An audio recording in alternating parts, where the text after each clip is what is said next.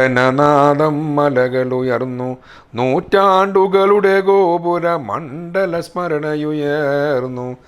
മനമിൽ ത്യാഗത്തിൻ ചുടു ജീവിത ചിത്രം മിന്നിമറഞ്ഞു മിന്നിമറഞ്ഞു. പ്രിയരെ നമസ്കാരം. നമുക്ക് ഏവർക്കും സുപരിചിതനായ പ്രത്യേകിച്ച് റിയാലിറ്റി ഷോകളിൽ വിധികർത്താവായിട്ടും അതുപോലെ തന്നെ മാപ്പിളപ്പാട്ടിൻ്റെ മാപ്പിളക്കലയുടെ ഗവേഷകനായിട്ട് അധ്യാപകനായിട്ട് എല്ലാം അറിയപ്പെടുന്ന പ്രശസ്തനായ ഫൈസൽ എളേറ്റിൽ സാറാണ് ഇന്ന് നമ്മോടൊപ്പം നമ്മുടെ അതിഥിയായിട്ട് എത്തിയിട്ടുള്ളത്. സ്വാഗതം ചെയ്യാം സർ. സ്വാഗതം. ഫൈസൽക്ക, എന്താണ് വിശേഷമൊക്കെ? സുഖമായിട്ട് പോകണു. അങ്ങനെയുള്ള നിങ്ങളൊക്കെ ഇങ്ങനെ നമ്മൾ മുമ്പൊരിക്കലും ഇതുപോലെ കണ്ടിട്ടുണ്ട്. തീർച്ചയായും ഇതേപോലെയുള്ള ഒരു ചാനൽ വെച്ച്. അതെ, ഒരു 2-3 വർഷം മുന്നേ അല്ലേ സി എ ബന്ധപ്പെട്ട് നമ്മളാണ്. ഏതായാലും സന്തോഷം. ഇങ്ങനെയൊക്കെ തന്നെ കാണുന്നു എന്നുള്ളത്. നാട്ടുകാർ നമ്മളിങ്ങനെ കാണുന്നു, നമ്മൾ കാണുന്നു. തീർച്ചയായിട്ടും ഫൈസൽക്കാലം നമുക്ക് എപ്പോഴും പിന്നെ TV ഷോകളിലും മറ്റ് പല വേദികളിലുമായിട്ട് കാണുന്നുണ്ട്. അത് വളരെ സന്തോഷമുള്ള ഒരു കാര്യമാണ്. എങ്ങനെയാണ് ഈ ഒരു മാപ്പിള കലാരംഗത്തേക്ക് ഉള്ളൊരു വരവ്, അല്ലെങ്കിൽ അതിനെക്കുറിച്ച് പഠിക്കാനുള്ള ഒരു താല്പര്യമൊക്കെ എങ്ങനെ ഉണ്ടായത്? ഞാൻ മലബാറിൽ കോഴിക്കോട് ജില്ലയിലൊക്കെ ആയതുകൊണ്ട് കോഴിക്കോട്ടുകാർക്ക് പാട്ടിനോടൊക്കെ ഉള്ള ഇഷ്ടം പ്രസിദ്ധമാണ്. അത് പ്രത്യേകിച്ച് കോഴിക്കോട് ടൗൺ കേന്ദ്രീകരിച്ചാണ്. കോഴിക്കോട്, തിരൂർ, നമ്മുടെ കൊച്ചി, മട്ടാഞ്ചേരി എന്നൊക്കെ പറഞ്ഞാൽ സംഗീതം, തലശ്ശേരി, ഇതൊക്കെ സംഗീതം മനസ്സിൽ കൊണ്ട് നടക്കുന്നവരുടെ ഒരു കൂട്ടായ്മകൾ സജീവമായ പ്രദേശമാണ്. ഞാൻ കോഴിക്കോടിൻ്റെ ഒരു ഗ്രാമപ്രദേശത്ത് ജീവിക്കുന്ന ആളാണ്, കൊടുവള്ളിക്കടുത്ത് എളേറ്റിൽ. പക്ഷേ എൻ്റെ നാട്ടിലും ഈ പഴയ പാട്ടുകളോട് പ്രിയമുള്ള ഒരു കൂട്ടം ആളുകളുടെ ഒരു വലിയ അങ്ങനെയുള്ള മെഹഫിലുകളൊക്കെ സജീവമായ ഒരു കാലമാണ് എൻ്റെ കുട്ടിക്കാലത്ത്. ചെറുപ്പകാലത്ത് അങ്ങനെയുള്ള കാലമാണ്. അപ്പോൾ ഞാനൊക്കെ സ്കൂളിൽ മദ്രസയിലൊക്കെ പഠിക്കുന്ന കാലത്ത് എനിക്ക് ഓർമ്മയുണ്ട്. ഇപ്പോൾ അന്ന് മാപ്പിളപ്പാട്ട് രംഗത്ത് പ്രശസ്തരായ കലാകാരന്മാരുടെ സംഘങ്ങൾ, ഇപ്പോൾ VM കുട്ടി, വിളിയിൽ വത്സല, പീർ മുഹമ്മദ്, ശൈലജ, മൂസ എരഞ്ഞോളി, KS മുഹമ്മദ് കുട്ടി, അങ്ങനെയുള്ള സംഘങ്ങളുണ്ട്. അവരുടെ പാട്ടുകളൊക്കെ കോഴിക്കോട്ടൊക്കെ അന്ന് ഇതുപോലെ റിയാലിറ്റി ഷോയോ അല്ലെങ്കിൽ സോഷ്യൽ മീഡിയയോ യൂട്യൂബ് പോലെ സംവിധാനങ്ങൾ ഇല്ലാത്ത കാലത്ത് കോഴിക്കോട്ടൊക്കെ മത്സര പരിപാടികളും അല്ലെങ്കിൽ സംഘങ്ങളുടെ പരിപാടികളൊക്കെ എല്ലായിടത്തും നടക്കും. ആ കാലഘട്ടത്തിൽ അവരോടൊപ്പം ചേർന്ന് അല്ലെങ്കിൽ അവരോട് താരതമ്യപ്പെടുത്തിയോ അല്ലെങ്കിൽ ആ തരത്തിൽ തങ്ങളുടേതായ തരത്തിൽ അങ്ങനെ ഒരു സംഘമുണ്ടാക്കിയൊരു ടീം എൻ്റെ നാട്ടിലുണ്ടായിരുന്നു. അതിൻ്റെ പേര് പട്ടേരി വോയിസ് നെടിയനാട്. എന്തായിരുന്നു പട്ടേരി വോയിസ് നെടിയനാട്? അതൊരു പട്ടേരി എന്നൊരു സ്ഥലമുണ്ട് അവിടെ. അവിടുത്തെ ഒരു ക്ലബ്ബാണ്. അതെൻ്റെ നാട്ടിൽ തന്നെയാണ്. അപ്പോൾ എൻ്റെ കൂടെ പഠിച്ചവരും എൻ്റെ ബന്ധുക്കൾ, ഞാനും അറിയുന്ന ആളുകളൊക്കെ അന്ന് വലിയ പാട്ടുകാരാണ്. അതിൽ എനിക്ക് ഓർമ്മയുണ്ട്, എൻ്റെ കൂടെ പഠിച്ച എൻ്റെ ഒരു ബന്ധു അതിലൊരു ഗായികയായിരുന്നു. അവരുടെ ഒരു ഫാമിലി ട്രൂപ്പാണ്. ആ ഫാമിലി, അതൊക്കെ പറഞ്ഞാൽ വിവാദങ്ങളൊക്കെ ആവും. പാട്ട് നമുക്കൊക്കെ ഇഷ്ടമാണ്. മദ്രസയിലൊക്കെ ഉസ്താദന്മാർ, എൻ്റെ കൂടെ പഠിച്ച എൻ്റെ ബന്ധുവായ ഒരു കുട്ടി ഇതിൽ വളരെ സ്റ്റാറായിട്ട് പാടും. അപ്പോൾ അന്നൊക്കെ ഈ മദ്രസയിലൊക്കെ പഠിക്കുന്ന ആളുകൾക്ക്, കുട്ടികൾക്ക് ഇപ്പോൾ ഇന്നത്തെ പോലെയല്ല. ഇതിപ്പോൾ ആടുജീവിതം, നോമ്പിന് കാണൽ, ഹലാല എന്നൊക്കെ പറയുന്ന ഒരു ആ സംവിധാനത്തിലേക്ക് ആളുകൾ മാറിക്കൊണ്ടിരിക്കുന്ന ഒരു കാലത്താണ് നമ്മൾ ജീവിക്കുന്നത്. ഹലാലാണെന്ന് ഞാൻ പറഞ്ഞിട്ടില്ല കേട്ടോ, അത് വേറെ കാര്യം. പക്ഷേ അങ്ങനെ ചിന്തിക്കുന്നൊരു കാലത്താണ് നമ്മൾ. അപ്പോൾ അന്നതല്ല, ഇപ്പോൾ ഒരു സിനിമ കാണലോ അല്ലെങ്കിൽ പാട്ട് കേൾക്കലോ നിഷിദ്ധമാക്കുന്ന ഒരു കാലത്ത്, ഒരു ഹറാമാക്കിയ കാലത്ത്. അപ്പോൾ ഈ ഉസ്താദ്, എനിക്ക് ഓർമ്മയുണ്ട്, പിന്നെ എൻ്റെ കൂടെ ഉള്ള ഈ കുട്ടി നന്നായിട്ട് പഠിക്കുന്ന കുട്ടിയാണ്. അപ്പോൾ തലേ ദിവസം ഈ ഗാനമേള പ്രോഗ്രാമിലൊക്കെ വന്ന് ഇവർ നമ്മുടെ ക്ലാസ്സിലുണ്ടാവും.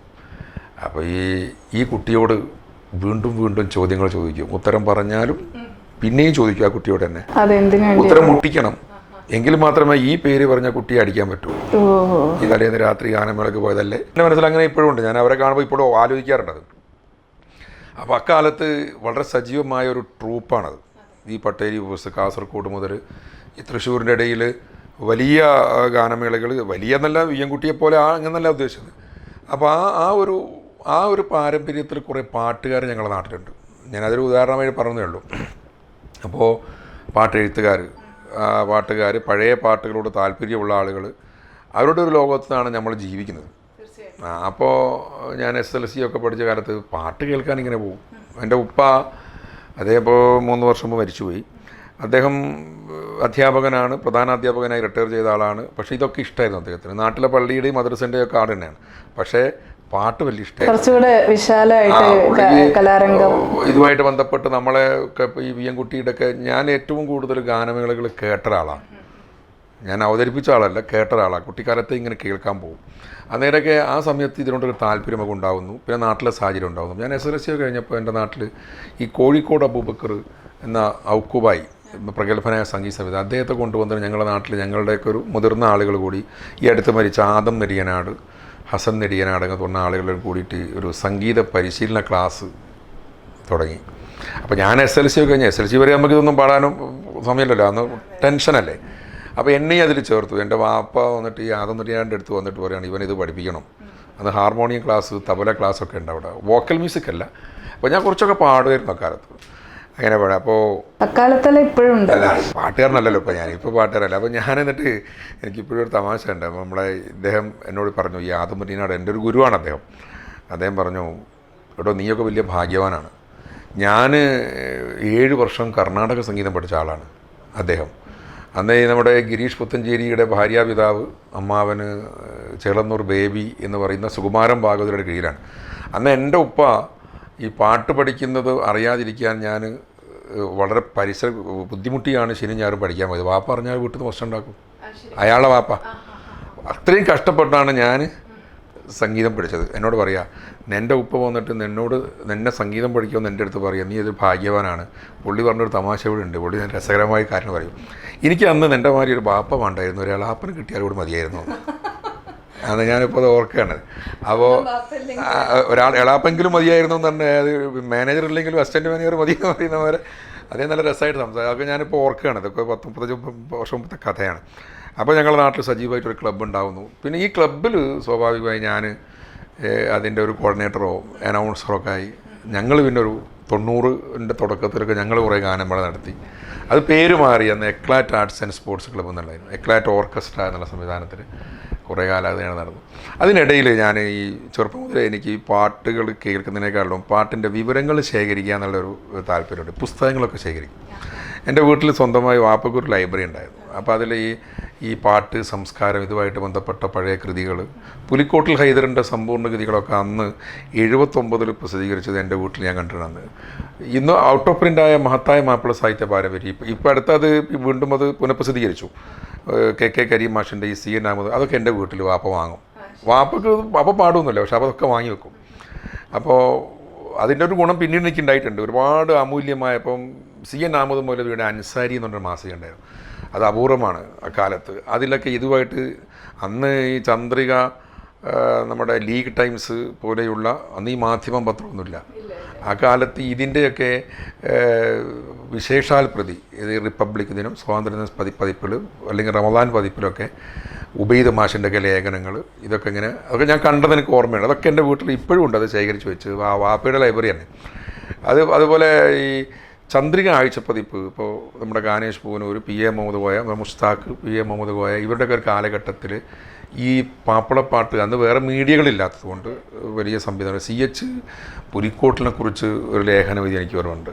ഏറനാടിനെ എന്താ പറയുക, കുളിരണിയിപ്പിച്ച ശീലുകൾ എന്നൊക്കെ പറഞ്ഞിട്ട് അക്കാലത്ത് CHൻ്റെ ഒരു ലേഖനം ഞാൻ വായിച്ചാൽ ഒരു പുലിക്കോട്ടിൻ്റെ ജന്മശതാബ്ദിയോടനുബന്ധിച്ച് ചന്ദ്രിക പിന്നെ ആഴ്ചപ്പതിപ്പ് ഒരു പ്രത്യേക പതിപ്പിറക്കുന്നുണ്ട് അദ്ദേഹത്തിൻ്റെ മുഖചിത്രമായിട്ട്. അതെപ്പോഴും എൻ്റെ കയ്യിലുണ്ട് ആ ചന്ദ്രിക. 79-ലാണത്. അന്ന് പ്രേം നസീറിനെയും ഒക്കെ കൊണ്ടുവന്നിട്ട് ഇവിടെ നമ്മുടെ വണ്ടൂരിൽ ഡോക്ടർ കാരശ്ശേരിയുടെ ആദ്യത്തെ പുസ്തകം പുലിക്കോട്ടിൻ്റെ പുസ്തകമാണ്. അതൊക്കെ നമ്മൾ ലൈവായിട്ട് ഇതിങ്ങനെ ഈ വീക്കിലിയോടെ ഇങ്ങനെ കാണുകയാണ്. അപ്പോൾ പിന്നെ അപൂർവമായ പാട്ടുകളുടെ ശേഖരം ചന്ദ്രിക ആഴ്ചപ്പതിപ്പിലുണ്ടാവും. ഞാൻ ഇതിൻ്റെ ഒക്കെ എടുത്തു വെക്കും. ഇപ്പോഴും എൻ്റെ കയ്യിലുണ്ട് അക്കാലത്തുള്ള. അപ്പോൾ പാട്ടുകളുടെ ഡീറ്റെയിൽസ് അന്വേഷിക്കുക എന്നുള്ളത് എനിക്കൊരു ഹരായി തോന്നി അക്കാലത്ത്. അതിങ്ങനെ റിയാലിറ്റി ഷോ അതൊക്കെ ഒരു 15-16 കാലത്ത് ചെറുപ്പത്തിലേക്ക് താല്പര്യമാണ്. അപ്പോൾ ഇപ്പോൾ എൻ്റെ ഉമ്മയോട് ഞാനത് ഇവിടെ പറയേണ്ടതുണ്ട്. എൻ്റെ വാപ്പ ഇപ്പോൾ അടുത്ത് മരിച്ചു. എൻ്റെ വീട്ടിലെ സാഹചര്യം പറയാനുണ്ട്. എൻ്റെ വാപ്പ 3 വർഷം മുമ്പ് മരിച്ചപ്പോൾ നമ്മുടെ പ്രിയപ്പെട്ട ഗായിക വിളയിൽ ഫസീലത്ത എൻ്റെ വീട്ടിൽ വന്നു. അപ്പോൾ വീട്ടിൽ വന്ന് അപ്പോൾ ഉമ്മ ഇരിക്കുകയാണ്.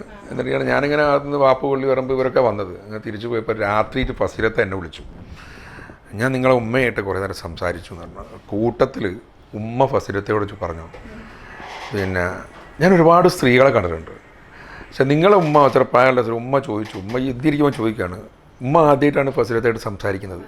ഇപ്പോൾ പിന്നെ ഞങ്ങളുമായിട്ടുള്ള ബന്ധത്തിനാണ് വരുന്നത്.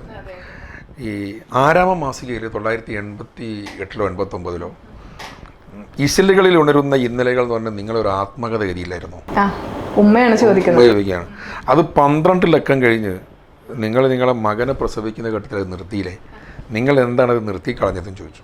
ഉമ്മ അപ്പോൾ എന്നോട് ഫസിലത്തെ പറയാണ്, നിങ്ങളെങ്ങനെ അത് ഓർത്ത് വെക്കുന്നത് ചോദിച്ചു.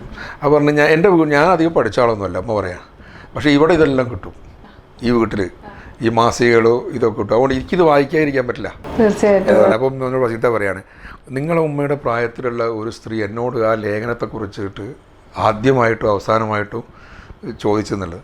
അതാണ് ഞാൻ പറഞ്ഞത്, ഈ വീട്ടിൽ ഈ സാധനമൊക്കെ കിട്ടും എന്നുള്ളതിന് അത്രയും പിന്നെ പുസ്തക ശേഖരങ്ങളും അങ്ങനത്തെ ഒരു ലൈബ്രറി സ്ഥാപിച്ചത് വാപ്പയാണ്. അപ്പോൾ അത് ഞാൻ ഇതിനോട് ചേർത്ത് വെച്ച് പറഞ്ഞതാണ്. അപ്പോൾ നമ്മളിങ്ങനെ ശേഖരിച്ച് വെക്കുന്നു ഇതൊക്കെ. ഇതിനിടയിൽ ഞാൻ അധ്യാപകനാവുന്നു. ഇപ്പോൾ തിരുവരങ്ങാടി കോളേജിൽ, ഇപ്പോൾ തിരുവരങ്ങാടി മാപ്പിളപ്പാട്ടിൻ്റെ ഒരു തട്ടകാണ്. അപ്പോൾ എന്ന് പറഞ്ഞാൽ അച്ചടി വേണ്ട. അപ്പോൾ എൻ്റെ ഉമ്മയുടെ ജ്യേഷ്ഠത്തിയുടെ ഭർത്താവ് മൂത്താപ്പ, അദ്ദേഹത്തിന് എൻ്റെ നാട്ടിൽ ഈ പഴയ ഈ പുസ്തകങ്ങളും മറ്റതൊക്കെ പിന്നെ ഒരു ബുക്ക് സ്റ്റാളുണ്ട്. ഒരുപാട് കച്ചവടമുണ്ട് അക്കൂട്ടത്തിൽ. ഈ തിരുവരങ്ങാടി ചന്തപ്പടി ബയാനിയ ബുക്ക് സ്റ്റാൾ എന്നൊക്കെ കണ്ടിട്ടുണ്ടാവും. പണ്ട് CH മുഹമ്മദ് ആൻഡ് സൺസ്. അപ്പോൾ ഞാൻ അവിടെ പഠിക്കുന്നതുകൊണ്ട് മൂത്താപ്പ എൻ്റെ അടുത്ത് ഈ പൈസ തന്നിട്ട് ഓരോ ആഴ്ചയും ഓരോ കെട്ട് പുസ്തകം ഇടുമ്പോൾ ഇതിൽ ഈ പാട്ടുകളൊക്കെ ഉണ്ടാവും. അപ്പോൾ ഞാനിത് അന്നേ ശ്രദ്ധിക്കും. എന്നിട്ട് ഞാൻ അന്ന് കുറഞ്ഞ പൈസ മതി. അല്ലല്ല PSM കോളേജിൽ പഠിച്ചുകൊണ്ടിരിക്കുകയാണ്. അപ്പോൾ അത് അന്നേ ഇതിൽ കൃത്യമായിട്ട് ആളെ പേരും കാര്യമൊക്കെ ഉണ്ടാവും. അതൊക്കെ ഞാൻ സൂക്ഷിച്ച് വെച്ചു. പിന്നെ ഞാൻ വീണ്ടും ഞാൻ അധ്യാപകനാകുന്നു. ഒരു 90കളിൽ അധ്യാപകനാകുന്നു. അക്കാലത്തൊക്കെ വേറെ നിലക്ക് സൈലൻ്റ് ആകും. മത്സരത്തിലും ഞാൻ അങ്ങനെ പങ്കെടുത്തിട്ടൊന്നുമില്ല കുട്ടിക്കാലത്തൊന്നും. ഇതിന് പ്രധാനപ്പെട്ട ഒരു കാരണം എൻ്റെ നാട്ടിലെ എൻ്റെ ഗുരുവായ ആദം നെടിയനാട്. അപ്പോഴും നാട്ടിലെ സാംസ്കാരിക രംഗം സജീവമാണ്, അത് വിട്ടിട്ടൊന്നുമില്ല. ആദം നെടിയനാട് മാപ്പിളപ്പാട്ടിൻ്റെയും ഒപ്പനയുടെയും കേരളത്തിൽ അറിയപ്പെടുന്ന ഒരാളാണ്, ഒരു റിസോഴ്സാണ്. അദ്ദേഹം MJ ഹൈസ്കൂൾ എന്ന് ഞാൻ പഠിച്ച സ്കൂളിലെ സ്റ്റാഫാണ്. അപ്പോൾ കക്കോടിയിൽ, കോഴിക്കോട് ജില്ലയിലെ കക്കോടിയിൽ ഒരു മാപ്പിള കലാ പരിശീലന കേന്ദ്രം ഉണ്ടായി. അപ്പോൾ അവിടെ അന്ന് ഈ മാപ്പിള കലകൾക്ക് കേരളത്തിൽ ഇതുവരെ ഒരു പരിശീലന കേന്ദ്രമില്ല. അപ്പോൾ അതൊരു കാതിരിക്കോയ മാഷ് എന്ന ആളായിരുന്നു. അദ്ദേഹം ഈ വിധികർത്താവായിട്ടൊക്കെ പോകുന്ന ആളാണ്. അപ്പോൾ അദ്ദേഹം ഈ ഒപ്പനയും മറ്റു കാര്യങ്ങളും അതിലൊക്കെ കോൺട്രവേഴ്സി ഉണ്ടാവും, അങ്ങോട്ട് പല അഭിപ്രായ വ്യത്യാസങ്ങൾ ആശയപരമായിട്ട്. അപ്പോൾ ഇതുകൊണ്ട് ഇദ്ദേഹം ഈ ഒപ്പനക്ക് മാപ്പിളപ്പാട്ടിനൊക്കെ ഒരു പരിശീലന കേന്ദ്രം വേണമെന്നുള്ള അദ്ദേഹത്തിൻ്റെ ചിന്തയിൽ നിന്ന് അദ്ദേഹം ഒരു വീട് ഇങ്ങനെ ഒരു സ്ഥലം ഉണ്ടാക്കി, വീട്ടിൽ ഒരു ഏരിയ ഉണ്ടാക്കി, ഉപകരണങ്ങളൊക്കെ വാങ്ങി. അതിൽ ഒപ്പന പരിശീലനത്തിന് അദ്ദേഹം അന്വേഷിച്ച് നടന്നപ്പോൾ അദ്ദേഹം വിധികർത്താവായി പോകുന്ന വേദികളിൽ ഈ ആദം നെടിയനാടിൻ്റെ ഒപ്പന വരും. അപ്പോൾ അതൊരു വെറൈറ്റി അദ്ദേഹത്തിന് തോന്നി. ഇദ്ദേഹം ഉദ്ദേശിക്കുന്ന തനിമയുള്ള പാരമ്പര്യമുള്ള ഒപ്പന അതാണെന്ന് കണ്ടെത്തുകയും അദ്ദേഹത്തിൻ്റെ അന്വേഷിച്ചു. അവിടുത്തെ ഇൻസ്ട്രക്ടറെ അദ്ദേഹത്തെ നിയമിച്ചു. ഇൻസ്ട്രക്ടർ പറഞ്ഞാൽ ശനി ഞായറും ദൂരമായി എന്നൊക്കെ കുട്ടികൾ വരും. അപ്പോൾ അവിടെ പിന്നീട് ഇവർക്ക് പ്രോഗ്രാമുകൾ കിട്ടാൻ തുടങ്ങി. അപ്പോൾ ഒരു കോർഡിനേറ്ററും ഒരു അനൗൺസറൊക്കെ വേണം. അപ്പോൾ അത് എന്നോട് പറഞ്ഞു, എൻ്റെ ഒരാളുണ്ട്, അതുകൊണ്ട് എന്നെ അവിടെ കൊണ്ടുപോകണം. അങ്ങനെ ഞാനവിടെ ചെന്നപ്പോൾ അവിടെ മാപ്പിളപ്പാട്ടിൻ്റെ പരിശീലകനായി പിന്നെ ഞാൻ നിന്നു ആ ഇൻസ്റ്റിറ്റ്യൂഷനിൽ. ഇവർക്ക് ഈ മറ്റേ ടൂറിസം വാരാഘോഷമൊക്കെ ആയിട്ട് ബന്ധപ്പെട്ട് പല സ്ഥലത്തും പ്രോഗ്രാമുകൾ, കേരളത്തിനും പുറത്ത്, കൽക്കത്തയിൽ, ബാംഗ്ലൂരിൽ, ഇപ്പോൾ കേരളത്തിലെ എല്ലാ സ്ഥലത്തും ഇദ്ദേഹത്തിന് ഗവൺമെൻറ് തലത്തിലൊക്കെ വലിയ സ്വാധീനമാണ്. അതുകൊണ്ട് ഈ ടീമായിട്ട് ഞങ്ങൾ പോകും, അതൊക്കെ അനൗൺസ് ചെയ്യുകയൊക്കെ ഞാനാണ്. അതിനിടയിൽ കൽക്കത്തയിൽ കേരളീയം എന്ന് പറഞ്ഞൊരു പരിപാടിയുണ്ട്. അത് ഡോക്ടർ MN കാരശ്ശേരിയുടെ ഒരു സ്വാധീനത്തിലാണ് ഈ പരിപാടി. അപ്പം പെൺകുട്ടികളുടെ ദഫ്, പിന്നെ പെൺകുട്ടികളുടെ ഒപ്പന, മാപ്പിളപ്പാട്ട്, ഇപ്പോൾ തിരഞ്ഞെടുത്ത മാപ്പിളപ്പാട്ട് അവതരിപ്പിക്കണം. അപ്പോൾ കാരശ്ശേരി മാഷ് ഒരു 10 പാട്ട് നമുക്ക് എഴുതി തന്നു. ഞാൻ അദ്ദേഹത്തെ അവിടെ നിന്ന് ആദ്യമായിട്ട് പരിചയപ്പെടുകയാണ്. അപ്പോൾ ഇതൊക്കെ ഇംഗ്ലീഷിൽ അതിൻ്റെ ഇത് ചെയ്യണം, കോമ്പിയറിങ് നടത്തണം. അതൊക്കെ ഞങ്ങൾ എഴുതി ഉണ്ടാക്കിയിട്ട് കൽക്കത്തയിൽ നേതാജി ഇൻഡോർ സ്റ്റേഡിയത്തിലാണ് അവതരിപ്പിച്ചത്. ഈ യാത്രയിൽ ഒരു 10 ദിവസം ഞങ്ങൾ ഒന്നിച്ചുണ്ടായത്. ശരിക്കും പറഞ്ഞാൽ ഫൈസൽക്കാടെ ജീവിതം വലിയൊരു മാറ്റം ഉണ്ടായ യാത്ര. അതിൽ ഈ പടയണി, കളരിപ്പയറ്റ്, പിന്നെ തെയ്യം, 72ഓളം കലാകാരന്മാർ ഒരു ബോഗിയിൽ പോവുകയാണ്. അപ്പോൾ ഈ യാത്രയിലൊക്കെ ഉണ്ട്. കാരശ്ശേരി മാഷിനോട് പറഞ്ഞു, മാഷ് ഇപ്പോൾ ഒന്ന് ഓർക്കുന്നുണ്ടാവില്ല കേട്ടോ, ഞാൻ പറഞ്ഞുതരാം. പിന്നെ നിങ്ങളെ ശബ്ദം നല്ല ശബ്ദമാണ്, അപ്പോൾ നിങ്ങൾ എന്ത് ചെയ്യണമെന്ന് വെച്ചാൽ നിങ്ങൾ മാപ്പിളപ്പാട്ടല്ലാതെ ഒരു പാട്ടും പാടാൻ പാടില്ല. മാപ്പിളപ്പാട്ട് പറ്റിയ വോയിസാണ്. പിന്നെ അദ്ദേഹം പറഞ്ഞൊരു കാര്യം, കള്ള് കുടിക്കരുത്. ഞാൻ പറഞ്ഞു, ഞാൻ തുടങ്ങിയിട്ടില്ല, ഏതായാലും അല്ല ഇനിയത് തുടങ്ങാനും ഉദ്ദേശിക്കുന്നില്ല. സിഗരറ്റ് വലിക്കരുത് എന്നൊക്കെ പറഞ്ഞത്, അതൊക്കെ ഞാനങ്ങനെ ഓർക്കണം. അങ്ങനെ അത് കഴിഞ്ഞ് അപ്പോൾ കാരശ്ശേരി മാഷുമായിട്ട് നമുക്കൊരു ബന്ധം, ഒരു ബഹുമാനത്തോടുള്ള ബന്ധം കാതിരിക്കോയ മാഷ് ഇൻസ്റ്റിറ്റ്യൂട്ടിൽ നമ്മളിങ്ങനെ തുടരുന്നു. 1997-98 കോഴിക്കോട്ട് വെച്ചിട്ട് അതിനിടയിൽ നമ്മളിങ്ങനെ ചെയ്യുന്നു വെച്ചാൽ ഈ മാപ്പിള കലകളെ കുറിച്ചുള്ള സെമിനാറുകൾ, ക്ലാസ്സുകളുടെ ഒക്കെ കേൾക്കാൻ പോകും. അതൊക്കെ ഒരു ബാക്കി തുടരുന്നുണ്ട്. ആസാദ് വണ്ടൂർ വൈദ്യർ അക്കാഡമി അതൊക്കെ ആയിട്ട് നമ്മൾ ബന്ധപ്പെടുന്നുണ്ട്. ഇതിൻ്റെ ലോകത്ത് എവിടെ പരിപാടി ഉണ്ട് അവിടെയൊക്കെ ഞാൻ പോകും. കേരള സംഗീത നാടക അക്കാദമി മംഗലാപുരത്ത് വെച്ചിട്ടൊരു 3 ദിവസത്തെ ക്യാമ്പ് നടത്തിയിട്ട് അതിലിങ്ങനെ 3 ദിവസത്തെ വിവിധ മാപ്പിളപ്പാട്ടിൻ്റെ അവതരണം ഞാൻ പത്രത്തിൽ കാണുകയാണ്. അപ്പോൾ ഞാനും എൻ്റെ ഒരു സുഹൃത്തുകൂടി മംഗലാപുരത്ത് പോയിട്ട് 3 ദിവസം കൂടുകയാണ്, താമസിച്ചിട്ട് ഇത് കാണുകയാണ്. അതൊക്കെ ഒരു ഈ കോളേജ് കാലത്താണോ അല്ല, അതൊക്കെ മാഷായതിന് ശേഷം. അപ്പോൾ അവിടെയൊക്കെ പോയി നമ്മൾ അന്ന് ഈ വിയൻകുട്ടി മാഷൊന്നും നമുക്ക് പരിചയമൊന്നുമില്ല, പക്ഷെ നമ്മളിത് ആസ്വദിക്കുക മാത്രം. അപ്പോൾ അങ്ങനെയൊക്കെ എല്ലായിടത്തും പോവുക. അപ്പോൾ അത് ഒരു പാഷൻ എന്നൊക്കെ പറയുന്നത് നമ്മുടെ അത് ഈ ഒരു ഘട്ടത്തിൽ ഞാൻ ഇവരുടെ കൂടെ വർക്ക് ചെയ്യുന്നു, ഈ പരിശീലനം. അങ്ങനെ കാരശ്ശേരി മാഷ് 98 സംസ്ഥാന യുവജനക്ഷേമ ബോർഡിൻ്റെയും കോഴിക്കോട് ജില്ലാ ഭരണകൂടവും പിന്നെ നമ്മുടെ പബ്ലിക് റിലേഷൻഷിപ്പ് ഡിപ്പാർട്ട്മെൻറ്റിൻ്റെ ഒരു ആദ്യമായിട്ടൊരു മാപ്പിളപ്പാട്ട് പരിശീലന ക്യാമ്പ് കോഴിക്കോട് വെച്ച് നടത്തുകയാണ്. അത് കാരശ്ശേരി മാഷ അതിൻ്റെ ഡയറക്ടർ. 15 ദിവസത്തെ ക്യാമ്പാണ്. ആ ക്യാമ്പിലേക്ക് എന്നെ കാതിരിക്കോയ മാഷ് പറഞ്ഞു നിങ്ങളതിൽ അപേക്ഷിക്കണം. അങ്ങനെ ഞാൻ അതിൽ അപേക്ഷിച്ചു, എനിക്കതിൽ അഡ്മിഷൻ കിട്ടി. ആ 35 തിരഞ്ഞെടുത്ത യുവാക്കളാണ്. ഈ 35 പേരും ഒരു ക്യാമ്പ് എങ്ങനെ നമുക്ക് ഉപയോഗപ്പെടുന്നുള്ളതിന് ഈ 35 പേരും ഈ മേഖലയിൽ സജീവമാണ്.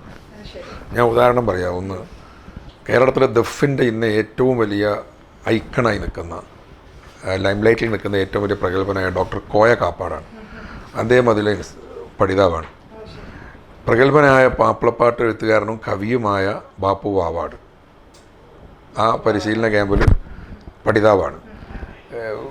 ഫോക്ലോർ അക്കാദമി അവാർഡ് ജേതാക്കളായ മുനീറ KTP, റഹീന കൊളത്തറ, അങ്ങനെ ഒരു MA ഗഫൂർ ഗായകൻ അതിൽ പഠിതാവാണ്.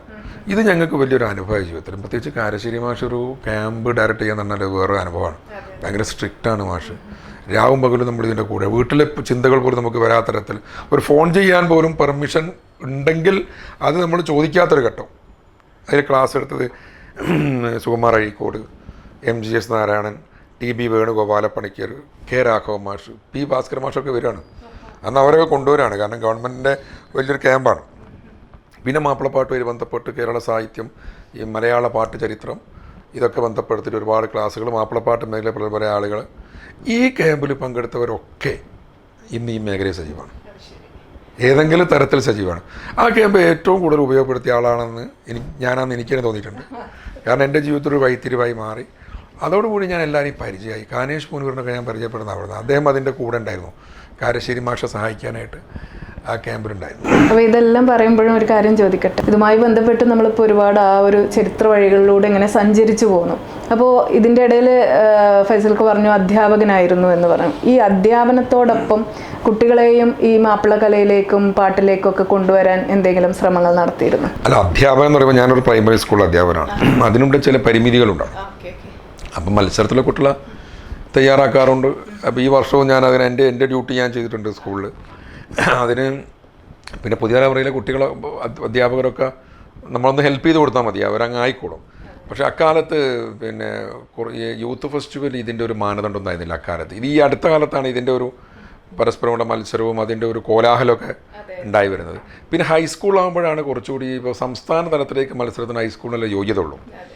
UP ഘട്ടം അവസാനം. അപ്പോഴും നമ്മളെ കുട്ടികളൊക്കെ നമ്മൾ പിന്നാലുണ്ട്. പിന്നെ ഞാൻ ഇതിൻ്റെ ഭാഗമായി നിൽക്കുന്നത് കൊണ്ട് പിന്നീട് കുറച്ച് പഠനവും പ്രസംഗമൊക്കെ തുടങ്ങിയപ്പോൾ എന്നെ വിധികർത്താവായിട്ടൊക്കെ ആളുകൾ ഈ ജില്ലാ കലാമേളകളിലൊക്കെ വന്നു. അപ്പോൾ ഈ മേഖലയിലുള്ള ആളുകളായിട്ട് നമുക്ക് പരിചയമായി. പിന്നെ എനിക്കൊരു ഒരു ബ്രേക്ക് വന്നതെന്ന് വെച്ചാൽ മോയിൻകുട്ടി വൈദ്യർ സ്മാരകം കൊണ്ടോട്ടിയിലെ. അപ്പോൾ അവിടെ ആസാദ് വണ്ടൂരുമായിട്ട് ഞാൻ ബന്ധപ്പെട്ടപ്പോൾ അദ്ദേഹത്തിൻ്റെ കൂടെ ആയി. പിന്നെ ഞാൻ അക്കാഡമി പിന്നെ ആയതാണ്. അത് സ്മാരകമായ ഘട്ടത്തിൽ പിന്നെ നമ്മുടെ 2001 അവിടെ ഒരു കോൽക്കളി പരിശീലന ക്യാമ്പ് എൻ്റെ കാർമ്മികത്തിലാണ് നടന്നത്. അതിൻ്റെ എല്ലാ സംവിധാനങ്ങളും, പിന്നെ അവിടുത്തെ ഒരാളായി മാറി ഞാൻ. അങ്ങനെ നമ്മൾ ഈ മേഖലയിലുള്ള ആളുകളുമായിട്ട് ബന്ധമുണ്ടാക്കി. അതിൽ മാത്രം ഒതുങ്ങിയെന്ന് ഞാൻ ശരിക്കും ഇങ്ങനെ ഒരു വിഷ്വൽ മീഡിയയിലേക്ക് വരാനൊരു കാരണം, മാപ്പിളപ്പാട്ട് രംഗത്തെ മുഴുവൻ ആളുകളുമായിട്ട് പോയി പരിചയപ്പെടുകയും അവരുമായിട്ടൊരു നല്ല ബന്ധം ഉണ്ടാക്കാൻ ഞാൻ ശ്രമിച്ചിട്ടുണ്ട്. പ്രത്യേകിച്ച് പഴയ പാട്ടുകാർ. അതിൽ SA ജമീൽ എന്നെ വളരെ സ്വാധീനം ചെലുത്തിയ ആളാണ്. തീർച്ചയായിട്ടും ഞാനിങ്ങനെ ഓർത്തേ ഉള്ളൂ അദ്ദേഹത്തിൻ്റെ കൂടെ. അദ്ദേഹത്തിൻ്റെ അവസാന കാലം 5 വർഷം ഞാൻ തന്നെ ആയിരുന്നു സന്തത. അദ്ദേഹം ഒരു സ്ഥലത്തേക്ക് പോകണമെങ്കിൽ ഞാൻ പോകണം, കാരണം അദ്ദേഹത്തിനെ അറിയുന്നവർക്കറിയാം. അദ്ദേഹത്തെ ഈ പട്ടുറുമാൽ എന്ന് പറഞ്ഞ പരിപാടിയിലേക്ക് വിധികർത്താവായിട്ട് ക്ഷണിക്കുക, നമ്മുടെ കൈരളി ചാനലിൽ. അപ്പോൾ അദ്ദേഹം എന്നെ വിളിച്ചു. മാത്രമല്ല പട്ടർമാളുമായി ബന്ധപ്പെട്ട് ആദ്യം എന്നെ വിളിച്ചിട്ട് നിങ്ങൾ എസ് എ ജമീൽഖാനെ കൊണ്ടുവരണമെന്ന് പറയണം, എന്നാലേ അദ്ദേഹം പോവുള്ളൂ. ഇതാരോ അവരോട് പറഞ്ഞു കൊടുത്തിട്ടുണ്ട്. അപ്പോൾ ഞാൻ പറഞ്ഞു മാഷേ ഞാൻ വരാം, നിങ്ങളവിടെ വേണമെന്ന് പറഞ്ഞു. അങ്ങനെ കോഴിക്കോട്ട് ഈ കണ്ടംകുളത്ത് തിയേറ്ററിൽ വെച്ചായിരുന്നു പട്ടർമാൽ. അന്ന് ഉമ്പായി വി എം കുട്ടി, ഉമ്പായി പിന്നെ നമ്മുടെ വി ടി മുരളിയേട്ടൻ, നമ്മുടെ എസ് എ ജമീൽ. അപ്പോൾ വി എം കുട്ടി 2 ദിവസം വരാൻ പറ്റാത്തത് കൊണ്ട് അതിന് പകരമാണ് എസ് എ ജമീൽ. അപ്പോൾ ജമീൽക്ക കോഴിക്കോട്ട് ഈസ്റ്റ് അവന്യൂ ഹോട്ടലിലാണ് താമസിച്ചത്. അങ്ങനെ പരിപാടിയൊക്കെ നടക്കുന്നതിനിടക്ക് പിന്നെ ഉമ്പായി അവിടെ ആദ്യം പി ടി കുഞ്ഞമ്മക്ക് അങ്ങനെ ആളുകളൊക്കെ പറഞ്ഞു ഇതൊരു റിയാലിറ്റി ഷോ എന്നുള്ള ഉപരിയായ ഒരു ഷോ ആണിത്. ഇതൊരു പാട്ടിൻ്റെ ശ്രുതിയോ താളമോ പറയുന്നൊരു സംവിധാനമല്ല, അത് ആർക്കും പറയാം. ഇതൊരു കൾച്ചറിനെ, ഒരു സംസ്കാരത്തെ പരിചയപ്പെടുത്തും. മാപ്പിളപ്പാട്ട് ഒരു പാട്ട് മാത്രമല്ല, അതൊരു സാഹിത്യ സംഗീത ശാഖയാണ്. അതുകൊണ്ട് അതിനെ പരിചയപ്പെടുത്തുന്ന ഒരു എലമെൻ്റ് ഇതിൽ വേണം. ആ തരത്തിലാണ് നമ്മളിതിനെ കാണുന്നത് എന്നുള്ളത്. അപ്പോൾ അതിങ്ങനെ പറഞ്ഞപ്പോൾ ഉമ്പായിനെ ഒരു വിധികർത്താവ്, ഉമ്പായി എന്ന സെലിബ്രിറ്റിയാണ്. ഉമ്പായി 2-3 പാട്ട് നിർണ്ണയം നടത്തിയപ്പോൾ പക്ഷേ അദ്ദേഹം പറഞ്ഞു ഇതെനിക്ക് പറ്റിയ പണിയല്ല, ഞാൻ നിങ്ങൾക്ക് വേണമെങ്കിൽ ഒരു പാട്ട് പാടിത്തരാം, എനിക്ക് മാപ്പിളപ്പാട്ടിൻ്റെ മേഖലയിൽ പ്രവർത്തിക്കുന്ന ആളല്ല ഞാൻ എന്ന് പറഞ്ഞ് അദ്ദേഹം പുള്ളിയത് കൃത്യമായിട്ട് പറഞ്ഞു. അങ്ങനെ പറഞ്ഞപ്പോൾ അവിടെ ഒരു പ്രതിസന്ധി ഉണ്ടായി, തൽക്കാലം ഒരാൾ വേണം. അപ്പോൾ വി ടി മുരളി ഇതിൻ്റെ പ്രൊഡ്യൂസർ ജ്യോതി വള്ളല്ലൂരിനോട് പറഞ്ഞു ഈ ജമീൽ ഖാൻ്റെ കൂടെ വന്ന ഇയാൾ ഇതിനെക്കുറിച്ചൊക്കെ സംസാരിക്കും എന്നെ പറ്റിയിട്ട്, മുരളിയുടെ ഞാൻ നല്ല ബന്ധമാണ്, അപ്പോൾ നിങ്ങൾ അയാളൊന്ന് വെച്ച് പരീക്ഷിച്ച് നോക്കുന്നു പറഞ്ഞു. അപ്പോൾ ഞാനങ്ങനെ തയ്യാറെടുപ്പോൾ ഞാൻ ഇയാളെ കൂടെ ഒരു അസിസ്റ്റൻ്റായിട്ട് ബാഗം തൂക്കി വന്ന ആളാണ്. കാരണം ഇയാൾ ഇവരുമായിട്ട് തെറ്റിപ്പോർത്തത്, ഇയാളെ പെരുമാറ്റം അങ്ങനെയാണ്. അങ്ങനെയാണ് ഞാനവിടെ വരുന്നത്. അങ്ങനെ 2-3 ദിവസം കഴിഞ്ഞപ്പോൾ ഇവർക്ക് തോന്നി ഞാനും വേണം, അല്ലെ എൻ്റെ ഒരു ഭാഗ്യത്തിന്. അത് പിന്നെ അങ്ങനെ തുടരുകയാണ്. പിന്നെ അങ്ങനെ 14 രാവ് പിന്നെ 3-4 സീസൺ പട്ടർമാൽ വന്നു. പിന്നെ അതൊരു പുതുമയുണ്ടായിരുന്നു. പട്ടർമാലിൻ്റെ ഏറ്റവും വലിയ പ്രത്യേകത എന്ന് പറയുന്നത് അതിൻ്റെ ഒരു സാഹിത്യത്തെക്കുറിച്ച് സംസാരിക്കുന്നതായിരുന്നു, സംഗീതത്തെക്കുറിച്ച് സംസാരിക്കാനൊക്കെ പോലെ അങ്ങനെയായിരുന്നു. അത് എല്ലാവരും ഏറ്റെടുത്തു. മാപ്പിളപ്പാട്ടിന് ഓരോ ചരിത്രത്തിൽ ചില വഴിത്തിരിവുകളുണ്ട്. ഒന്ന്, ഇതൊരു പ്രത്യേക സമൂഹത്തിൻ്റെയും പ്രദേശത്തിൻ്റെയും ഇടയിൽ ഒതുങ്ങി നിന്ന ഈ പാട്ടിനെ ജനകീയവൽക്കരിച്ചതിൽ ആദ്യഘട്ടത്തിൽ വലിയ പങ്ക് വഹിച്ചത് ഭാസ്കര മാഷും പിന്നെ രാഘവ മാഷുമാണ്.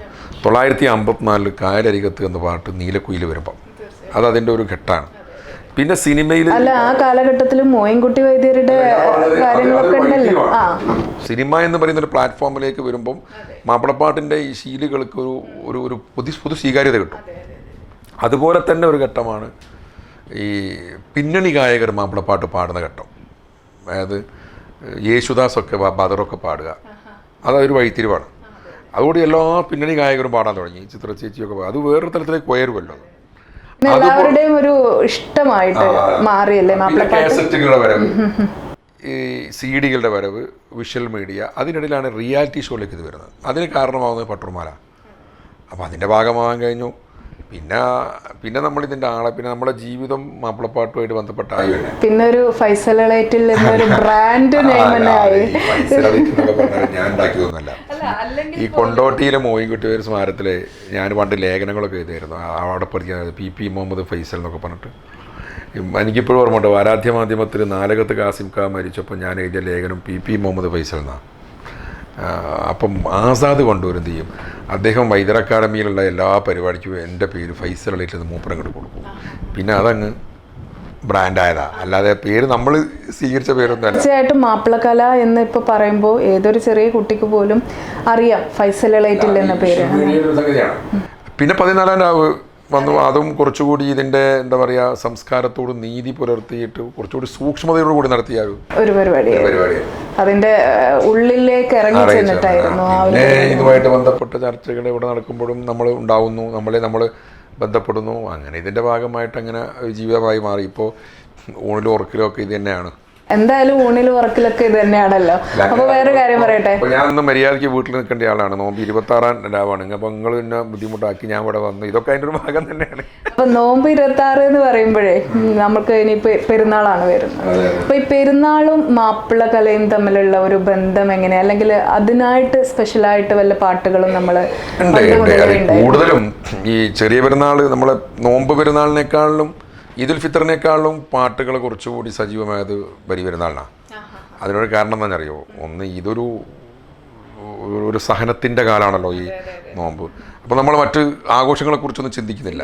പിന്നെ പെരുന്നാളിൻ്റെ അന്നാണ് നമ്മൾ ചിന്തിക്കുന്നത്. ഈ മറ്റേത് ബലിപെരുന്നാളിൻ്റെ പിന്നിൽ വേറൊരു ചരിത്രം ഉണ്ടല്ലോ. ഇബ്രാഹിം നബി, ഇസ്മായിൽ നബി, ത്യാഗം, ബലി, ആജറാബി, ഇത് അതിൻ്റെ ആ തരത്തിൽ ഒരുപാട് പാട്ട് വന്നിട്ടുണ്ട്. അതിലെ ഒരു രണ്ട് വരി ബലിപെരുന്നാളുമായി ബന്ധപ്പെട്ടപ്പോൾ ഏറ്റവും പ്രസിദ്ധമായ പാട്ട് ഇപ്പോൾ നമ്മുടെ കൃഷ്ണദാസ മാഷും ഫസീലത്തെയും പാടിയ പാട്ടിലെ ഉടനെ കഴുത്തൻ്റെ ആറ്റ കനിമോനെ ഇതാ നിന്നെ പോൽ ഏറ്റം സുഖമെൻ്റെ മനസ്സിലിപ്പോൾ ബാപ്പാവിടെ ഞാൻ നിധി കാണുന്നു മൂപ്പും മുഴുപ്പുള്ള കനി കാണുന്നു. ഈ വാപ്പയും മോൻ തമ്മിലുള്ള സംഭാഷണം പോലുള്ള ഈ പാട്ട് കേൾക്കാത്തവരാരുമില്ല. അങ്ങനെ ഒരുപാട് പാട്ടുണ്ട്. ഇപ്പോൾ ജമീൽ കയുടെ ഒരു പാട്ടുണ്ട്. ദാനധർമ്മ പ്രാർത്ഥനാ വ്രതങ്ങൾ അനുഷ്ഠിച്ചു വൃദ്ധ ദമ്പതികൾ ഒരു കുഞ്ഞിനു പല നാൾ ദശാബ്ദങ്ങൾ 8-9 കഴിഞ്ഞൊരാ ദാമ്പത്യ വല്ലരി പൂത്തവസാനമൊരു നാൾ വല്ലരി പൂത്തവസാനമൊരു നാൾ. വേറെ രീതിയിലായിരുന്നു ജമീൽ എഴുതിയാണ്. എല്ലാ പാട്ടും എഴുതിയിട്ടുണ്ട്. എല്ലാ എഴുത്തുകാരും ഈ വിഷയം എഴുതിയിട്ടുണ്ട്. അതെ, ഇപ്പൊ ജമീൽക്ക് എനിക്ക് തോന്നുന്നു വൈദ്യർ പിന്നെ മോയിൻകുട്ടി വൈദ്യരുടെ ആ ഒരു ട്രഡീഷണൽ ശൈലിയിൽ നിന്നും വ്യത്യസ്തമായി അക്കാലത്ത് മണിപ്രവാള ശൈലിയിൽ ഭാഷാ സാഹിത്യത്തിലെ പാട്ട് കൃതികളെ പോലെ എഴുതിയിട്ടുണ്ട് പാട്ട്. അതാണ് ഈ സങ്കര ഭാഷയിൽ കുറേ പാട്ടെന്ന് വന്നത്. ബദർ, ഉഹദ്, അന്നെല്ലാ പാട്ട് കൃതികളും അങ്ങനെ തന്നെയാണ്. പിന്നീട് മാപ്പിളപ്പാട്ടിലല്ലേ കുറച്ചുകൂടെ അങ്ങനെ ഒരു ഇപ്പോഴും അത് കൊണ്ടുനടക്കുന്നുള്ളതാണ് അതിൻ്റെ ഒരു സവിശേഷത. എല്ലാ ഭാഗം അങ്ങനെ ഒരു സ്വാതന്ത്ര്യം ഉണ്ടായിരുന്നു. അതുകൊണ്ട് അതിൽ അറബി മലയാള ഭാഷയിൽ അന്ന് എഴുതിയ കൃതികൾ, ട്രഡീഷണൽ ആയിട്ടുള്ള പാട്ടുകൾ, അത് പിന്നെ നമ്മുടെ വലിയൊരു പ്രശ്നം ഈ പാട്ടുകൾ പാടി പറഞ്ഞു കൊടുക്കുന്ന ഒരു സമ്പ്രദായം നാട്ടിലുണ്ടായിരുന്നു. അത് ഈ ഭാഷയുടെ ഒരു പ്രശ്നമാണ്. അതുകൊണ്ട് തന്നെ അപ്പോൾ അതൊക്കെ പാടി പറയുക, ആ മോയിൻകുട്ടിയുടെ കൃതികളൊക്കെ പാടി പറയുമ്പോൾ അതുണ്ടാകുന്നൊരു ഇമ്പാക്റ്റ് അക്കാലത്ത് സാമൂഹ്യ ബോധം ഉണ്ടാക്കാനും അനീതിക്കെതിരെ പടപൊരുതാനും ചൂഷണത്തിനെതിരെ പടപൊരുതാനും ഇപ്പോൾ ബ്രിട്ടീഷുകാർക്കെതിരെയൊക്കെ പടപൊരുതാൻ ഇത് വലിയ സ്വാധീനം ഉണ്ടാക്കിയിട്ടുണ്ട്. അതുകൊണ്ടാണ് ഈ പാട്ടുകളൊക്കെ നിരോധനത്തിൻ്റെ വക്കിലെത്തുന്നത്. ഒരുപാട് പാട്ട് നിരോധിച്ചിട്ടുണ്ട്. ചെറൂർ പാട്ടൊക്കെ നിരോധിച്ച പാട്ടാണ്. വൈദ്യരുടെ പാട്ടുകൾ പോലും സംശയത്തിൻ്റെ നിഴലിലായിരുന്നു. കാരണം ഈ ബദറിൻ്റെയും മുഹദിൻ്റെയും കഥയാണ് പറയുന്നതെങ്കിൽ പോലും അങ്ങനെ ചില വിഷയങ്ങൾ ഇതുണ്ടായിരുന്നു. അത് ആ പാട്ടിൻ്റെ സാമൂഹ്യമായ ഒരു പ്രസക്തിയെക്കുറിച്ച് ആലോചിക്കുമ്പോൾ നമ്മുടെ മുമ്പിൽ വരേണ്ട ഒരുപാട് കാര്യങ്ങളാണ്. അത് ഇപ്പോൾ പിന്നെ മോയിൻകുട്ടി വൈദ്യർ ഈ നിങ്ങൾ പറഞ്ഞ ഒരു കാര്യം, അപ്പോൾ ആ ഒരു കാലഘട്ടത്തിന് ശേഷം സാധാരണ മലയാളത്തിലേക്ക് മാനക മലയാളം എന്നൊക്കെ പറയുന്നത് നമ്മളെ ആ മലയാളത്തിലേക്ക് പാട്ട് വന്നപ്പോൾ അതിനെ സമ്പന്നമാക്കിയതിൽ കവികളിലെ ഏറ്റവും പ്രഗത്ഭനായ ആളാണ് P.T. അബ്ദുറഹ്മാൻ. അതുപോലെ ഒരാളാണ് S.A. ജമീൽ. ഇവർ രണ്ടുപേരുടെയും റൂട്ട് രണ്ട് ശൈലിയാണ്. P.T. കാൽപ്പനിക ഭാവവും പിന്നെ ഇപ്പോൾ മിറാജ് രാവിലെക്കാറ്റെ പോലെ അല്ലെ വേറൊരു തരത്തിൽ പാട്ടുകൾ ഇപ്പോൾ മൂസക്കയും പീർക്കയും VM കുട്ടി മാഷും ഒക്കെ പാടിയ പാട്ടുകൾ കൂടുതലും അദ്ദേഹം എഴുതിയ പാട്ടുകൾ. അദ്ദേഹം പ്രഗത്ഭനായ കവിയാണ് മലയാളത്തിലെ. അതുകൊണ്ട് അദ്ദേഹം പാട്ട് വേറൊരു തരം. ജമീൽക്ക് എന്ന് പറയുന്നത് റിയാലിറ്റി എന്ന് പറഞ്ഞാൽ അദ്ദേഹം സാധാരണക്കാരുടെ പ്രശ്നങ്ങൾ, പച്ചയായ യാഥാർത്ഥ്യങ്ങൾ തുറന്ന് എഴുതുക എന്നുള്ളതാണ് അദ്ദേഹത്തിൻ്റെ ഒരു ശൈലി. അതിലൂടെ അദ്ദേഹം സ്വീകാര്യത ഉണ്ടാക്കി. കത്തുപാട്ടുണ്ട്. പിന്നെ ഈ കത്തുപാട്ട് കേട്ടിട്ട് ഒരുപാട് മനുഷ്യന്മാർ ആ കാലത്ത് കരഞ്ഞിട്ടുണ്ട് എന്നൊക്കെ കേട്ടിട്ടുണ്ട്. കത്തുപാട്ട് കരയാന്നുള്ളത് ഗൾഫിൽ നിന്ന് കൂടെ തിരിച്ചു വന്നിട്ടുണ്ട്. കരയ മാത്രമല്ല. ഇപ്പം ഞാനൊരു ഉദാഹരണം പറയുന്നത്, നമ്മൾ അതൊക്കെ പറയുമ്പോൾ നമ്മൾ ഇന്ന് ഈ പ്രവാസം എന്ന് പറയുന്നതിൻ്റെ തുടക്കാലത്ത് ഇന്നത്തെ പോലെ ഫോണിൽ കണ്ടുകൊണ്ട് സംസാരിക്കാൻ കഴിയാത്ത കാലത്ത് ഒരു കത്ത് ഒരു മാസം കൊണ്ടൊക്കെ അങ്ങോട്ടും ഇങ്ങോട്ടും എത്തുന്നൊരു കാലം. മരിച്ചാൽ വീട്ടിൽ ബന്ധുക്കൾക്ക് എത്താൻ പറ്റില്ല. 8-9 വർഷം കഴിഞ്ഞാണ് നാട്ടിലേക്ക് വരിക. ഞാനെപ്പോഴും വിചാരിക്കാറുണ്ട് ഈ കൊച്ചു കുട്ടികളുടെ ചെറിയ കാലം കാണാതെ ജീവിക്കുക. ആ കാലഘട്ടത്തിൽ ജമീൽക്ക അടുത്ത വീട്ടിൽ ഫോണിന് വേണ്ടി കാത്തു നിൽക്കണം.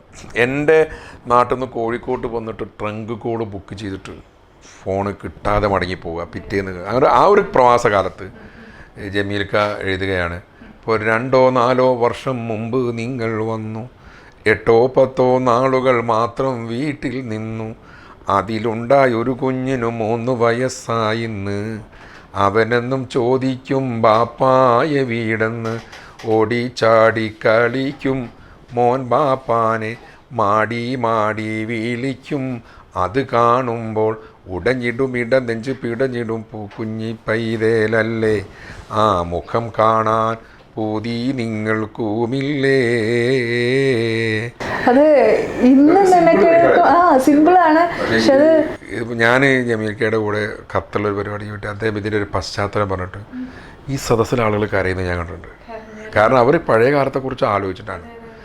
ഈ ഓഡിയോ കേസറ്റിൽ ഭാര്യയുടെയും കുട്ടികളുടെയും സംസാരം റെക്കോർഡ് ചെയ്തിട്ട് രാവുമ്പോൾ ഇതിങ്ങനെ കേട്ടിട്ട് ആ ഒരു കാലഘട്ടമാണ്. അതെ അതെ, അതെന്താന്ന് വെച്ചാൽ ഇതിന്റെ ഒരു മറുപടി പാട്ടും ഉണ്ടല്ലോ ഇങ്ങനെ. ഞാൻ പറഞ്ഞല്ലോ എല്ലാം തുറന്നെഴുതുന്നൊരു പ്രകൃതി അദ്ദേഹത്തിന്. അതുകൊണ്ടാണ് മറുപടി കത്തൊക്കെ ഒരുപാട് വിവാദങ്ങളാണ്. എന്നാലും അതൊരു 2 വരി പാടിയ ഈ കാലഘട്ടത്തിൽ ഈ പത്രത്തിലൊക്കെ വരുന്ന വാർത്തകളിൽ ഇപ്പം ഇന്നലെയും ഞാനൊക്കെ കുറേ വാർത്തകൾ കണ്ടു. അങ്ങനെ ഈ ഒരു യുവാവും യുവതിയും പിന്നെ മരിച്ചു, പിന്നെ നോക്കുമ്പോൾ അയാൾക്ക് വേറെ ഭാര്യയുണ്ട്, ഇവർക്ക് ഭർത്താവുണ്ട്. ഈ അവിഹിത ബന്ധങ്ങളുടെ ഒരു കാലത്ത് ജമീൽഖാൻ്റെ ഒരു വരിയുണ്ട്, എന്താ അറിയോ, പെണ്ണിൻ്റെ ആവശ്യം അറിയാത്തൊരു ഭർത്താവ്, പൊണ്ണൻ അവനാണവളുടെ തെറ്റിൻ്റെ കർത്താവ്, അവസരമാണ് ആവശ്യത്തിൻ്റെ മാതാവ്, അതിനിടം കൊടുക്കുന്നവൻ വിഡ്ഢികളുടെ നേതാവ്, കേൾക്കുന്നില്ലേ നമ്മൾ കാണുന്നില്ലേ, കേൾക്കുന്നില്ലേ നമ്മൾ കാണുന്നില്ലേ, സംഭവം അതുമിതും അവിഹിതം പലതും നടന്നിട്ടില്ലേ, ഇപ്പോഴും നടക്കുന്നില്ലേ, ഇനിയും നടക്കുകയില്ലേ. ഇതൊക്കെ അശ്ലീലമായിട്ട് പറയുന്നതാണ്. പക്ഷേ ഭയങ്കര ഒരു ഡെപ്തുള്ള പാട്ടല്ലേ. ഇന്ന് കാലത്തും ഒരു എന്താ കാലത്തിനൊപ്പം എന്ന് പറഞ്ഞ പോലെ ഞാനിത് ആലോചിക്കുന്നുണ്ടല്ലോ. ഇപ്പം ഞാൻ ഉദാഹരണം പറയും, എന്നോട് ഒരു വലിയൊരു രാഷ്ട്രീയ രംഗത്തുള്ള ഒരു പ്രഭാഷകൻ ഒരിക്കൽ ഈ പാട്ടിനെ വിമർശിച്ചുകൊണ്ട് പറഞ്ഞു. അപ്പം ഞാൻ ആ അവസരത്തിൽ ആ വേദിയിൽ ഞാനുണ്ട്. അപ്പം ഞാനതിനെക്കുറിച്ച് പറഞ്ഞപ്പോൾ നിങ്ങൾ പറഞ്ഞ ഈ ഉദാഹരണം തെറ്റാണ്. ഈ പാട്ടാണ് മനുഷ്യനെ നന്മയിലേക്ക് നയിച്ചത്. ഈ ചോദ്യം ഓരോ പുരുഷൻ്റെയും സ്ത്രീയുടെയും ഹൃദയത്തിലേക്കാണ്. ഉമർ റളിയല്ലാഹു അൻഹുവിൻ്റെ കാലത്ത് പ്രജകളുടെ ക്ഷേമം അന്വേഷിച്ച് അദ്ദേഹം വേഷം മാറി നടന്ന് അതൊക്കെ ഉണ്ട്. ആ കൂട്ടത്തിൽ ഒരു അനുഭവമുണ്ട്. അദ്ദേഹം ഒരിക്കലും രാത്രി ഇങ്ങനെ നടക്കുമ്പോൾ ഒരു പെണ്ണ് ഏത് പുരുഷനെയും ആകർഷിക്കുന്ന തരത്തിൽ ഒരു അറബി കവിത ഇങ്ങനെ ചൊല്ലുകയാണ്. നിങ്ങൾ കേട്ടിട്ടുണ്ടോ? നിങ്ങൾ എന്നെക്കാൾ ഈ കാര്യങ്ങൾ അറിയുന്ന ആളാണ്. ഈ ചരിത്രം കേട്ടപ്പോൾ ഈ പെണ്ണിനെ പിറ്റേന്ന് ഉമർ വിളിച്ചു ചോദിച്ചു, നീ എന്താണ് ഇങ്ങനെ പാട്ട് പാടാൻ കാരണം? ഇങ്ങനെ ഒരു അപ്പോൾ പറഞ്ഞു ഒന്നുമില്ല, എന്നാലും എന്താണെന്ന് ചോദിച്ചു. ഒന്നും ഇവിടെ മിണ്ടിയില്ല. കാരണം ഉമറല്ലേ, പേടിയല്ലേ. നിൻ്റെ ഭർത്താവ് എവിടെയാണെന്ന് ചോദിച്ചു. നിങ്ങളെ പട്ടാളത്തിലാന്ന് പറഞ്ഞു. എത്ര കാലമായി പോയിട്ടെന്ന്? 9 മാസമായി പോയിട്ടെന്ന് പറഞ്ഞു. അപ്പോൾ ഉമറിന് മനസ്സിലായി ഭർത്താവിനെ പിരിഞ്ഞ ഭാര്യ അങ്ങനെ ഇരിക്കാൻ പാടില്ല. അതിൻ്റെ ഒരു പ്രശ്നമാണ് ഇവളുടെ പാട്ട്. എന്നിട്ട് ചോദിച്ചു, നിനക്ക് നിൻ്റെ ഭർത്താവിനെ പിരിഞ്ഞ് എത്ര കാലം നിൽക്കാൻ പറ്റും? ഇവൾ പേടിച്ചുകൊണ്ട് പറഞ്ഞില്ല. വീട്ടിൽ പോയിട്ട് മോളോട് ചോദിച്ചു, നിനക്ക് നിൻ്റെ ഭർത്താവിനെ പിരിയാൻ എങ്ങനെ കഴിയും? അങ്ങനെയല്ലേ 4 മാസത്തിലൊരിക്കൽ പട്ടാളക്കാർക്ക് ലീവ് അനുവദിച്ചു കൊടുത്തു. ആ തലത്തിൽ നമ്മൾ ഈ പാട്ടിനെ കാണുകയാണെങ്കിൽ ഇതൊരു വലിയ ധാർമ്മിക ഉത്ബോധനമല്ലേ എന്ന് ഞാൻ ചോദിച്ചു അയാളോട്. നമ്മളതിനെ ഈ വാക്കർത്ഥം വെച്ച് നമ്മൾ ഇതിനെ അശ്ലീലമാണെന്ന് പറയുന്ന കാര്യമില്ല. ഇല്ല ഇല്ല ഇല്ല, ആ ഒരു തലത്തിൽ എന്നല്ല. ഇന്നിപ്പോ നേരത്തെ ഉദാഹരണം പറഞ്ഞില്ലേ, നമ്മൾ ദിവസവും കേൾക്കുന്ന വാർത്തകൾ, ഈ വാർത്തകളൊക്കെ ഈ ജമീൽ നേരത്തേത് നമ്മളോട് പറഞ്ഞു എന്നുള്ളതാണ്. അത് അതേ പച്ചയായിട്ട് പറഞ്ഞു. എല്ലാ കാലങ്ങൾക്കും വേണ്ടി അദ്ദേഹം സംസാരിച്ചു പറഞ്ഞു. രീതി അങ്ങനെയാണ്. അതുകൊണ്ട് അത് ആ ദുബായ്ക്കത്തിലെ മറുപടിയിലൊക്കെ അങ്ങനെ ഒരുപാട് കാര്യങ്ങളുണ്ട്. അത് ഇപ്പം എന്താ പറയുക, എന്തെന്ത് സുഖഭോഗം നിനക്കിന്നുണ്ടെന്നാലും ഏറെ ഫോറിൻ പണം ഗൾഫിൽ നിന്ന് വന്നാലും എന്നും സ്വർണം വെച്ച് വിളമ്പി നീ തിന്നാലും എത്രയും സൂക്ഷിച്ച് വീട്ടിൽ നീ നിന്നാലും പറ്റിപ്പോകും, തെറ്റ് പറ്റിപ്പോകും. ഇങ്ങനെയൊക്കെ പറയാൻ അവർ വേറൊരു കവിക്കും കഴിയില്ല, കഴിഞ്ഞിട്ടുമില്ല. നിങ്ങൾക്ക് ദേഷ്യം വരുന്ന വേറൊരു പാട്ട് ഞാൻ പറയട്ടെ. ഈ ജമീൽക്ക ഈ പുരുഷൻ്റെ സങ്കടം ലോകത്ത് ആരും പറഞ്ഞില്ല. ഇപ്പോൾ ഷഹനാസ്തൊക്കെ ഇവിടെ ഉണ്ട്, ഇവരൊക്കെ നമ്മളെ വിമർശിക്കുന്നാലും പറയട്ടെ. ലോകത്ത് ഈ പുരുഷൻ്റെ സങ്കടം പറഞ്ഞ കവികളാരുണ്ട്? എല്ലാ സ്ത്രീകൾ, ബസ് പോയ സ്ത്രീകൾക്ക് റിസർവേഷൻ, എവിടെയും നമുക്ക് റിസർവേഷൻ ഇല്ല, നമ്മൾ ജനറലല്ലായിരുന്നു. എന്നാൽ പുരുഷൻ്റെ ലോകത്തുള്ള പാട്ട് മുഴുവനും പുരുഷൻ്റെ സങ്കടമാണ്, അല്ല സ്ത്രീകളുടെ സങ്കടമാണ്. പുരുഷൻ്റെ സങ്കടം പറഞ്ഞ ഇയാളേ ഉള്ളൂ. അത് തമാശ എനിക്ക് തോന്നും. അന്നെനിക്ക് എൻ്റെ കണ്ണിൽ എൻ്റെ ഭാര്യ മാത്രമാണ് ലോകത്തിൽ വെച്ച് ഏറ്റവും വലിയ സുന്ദരി. ഇന്നെനിക്ക് എൻ്റെ കണ്ണിൽ എൻ്റെ ഭാര്യ ഒഴിച്ച് മറ്റോരോ പെണ്ണും എനിക്ക് സുന്ദരി. അദ്ദേഹം പറയാണ്, 10 ഓടിത്തളർന്നൊരു ദാമ്പത്യം കത്തിക്കരിഞ്ഞൊരു വർണ്ണപൂത്തിരി, പറയാൻ പേടിക്കും പാവം പുരുഷൻ്റെ രഹസ്യമോഹ ചിന്തകൾ തൻ ചിത്രമിത ഇത്തിരി. കരിനീല നീൾമിഴിയുന്നാഴിപ്പരപ്പിലന്ന് വിടർന്ന് കാണാം വിശ്വകവിത. ഇന്നതേ കണ്ണിൻ കവാടത്തിൻ കാലത്തിൻ കൈപ്പടയിൽ വായിക്കാം ജീവിതത്തിൻ വ്യർത്ഥത. അതൊക്കെ വലിയ അർത്ഥമുള്ള വരികളാണ്. ഫൈസൽ ഖാനെ പോലെയുള്ള എല്ലാ മനുഷ്യരെയും ഉൾക്കൊള്ളിച്ചിട്ടാണ് തോന്നുന്നത്. അതല്ല, അത് പ്രായമുള്ള ആരുടെ ഇപ്പം നിങ്ങൾ വർത്തമാനം ചോദിച്ചാലും ഇത് എല്ലാവർക്കും ഇത് തുറന്നു പറയാൻ പറ്റില്ലല്ലോ.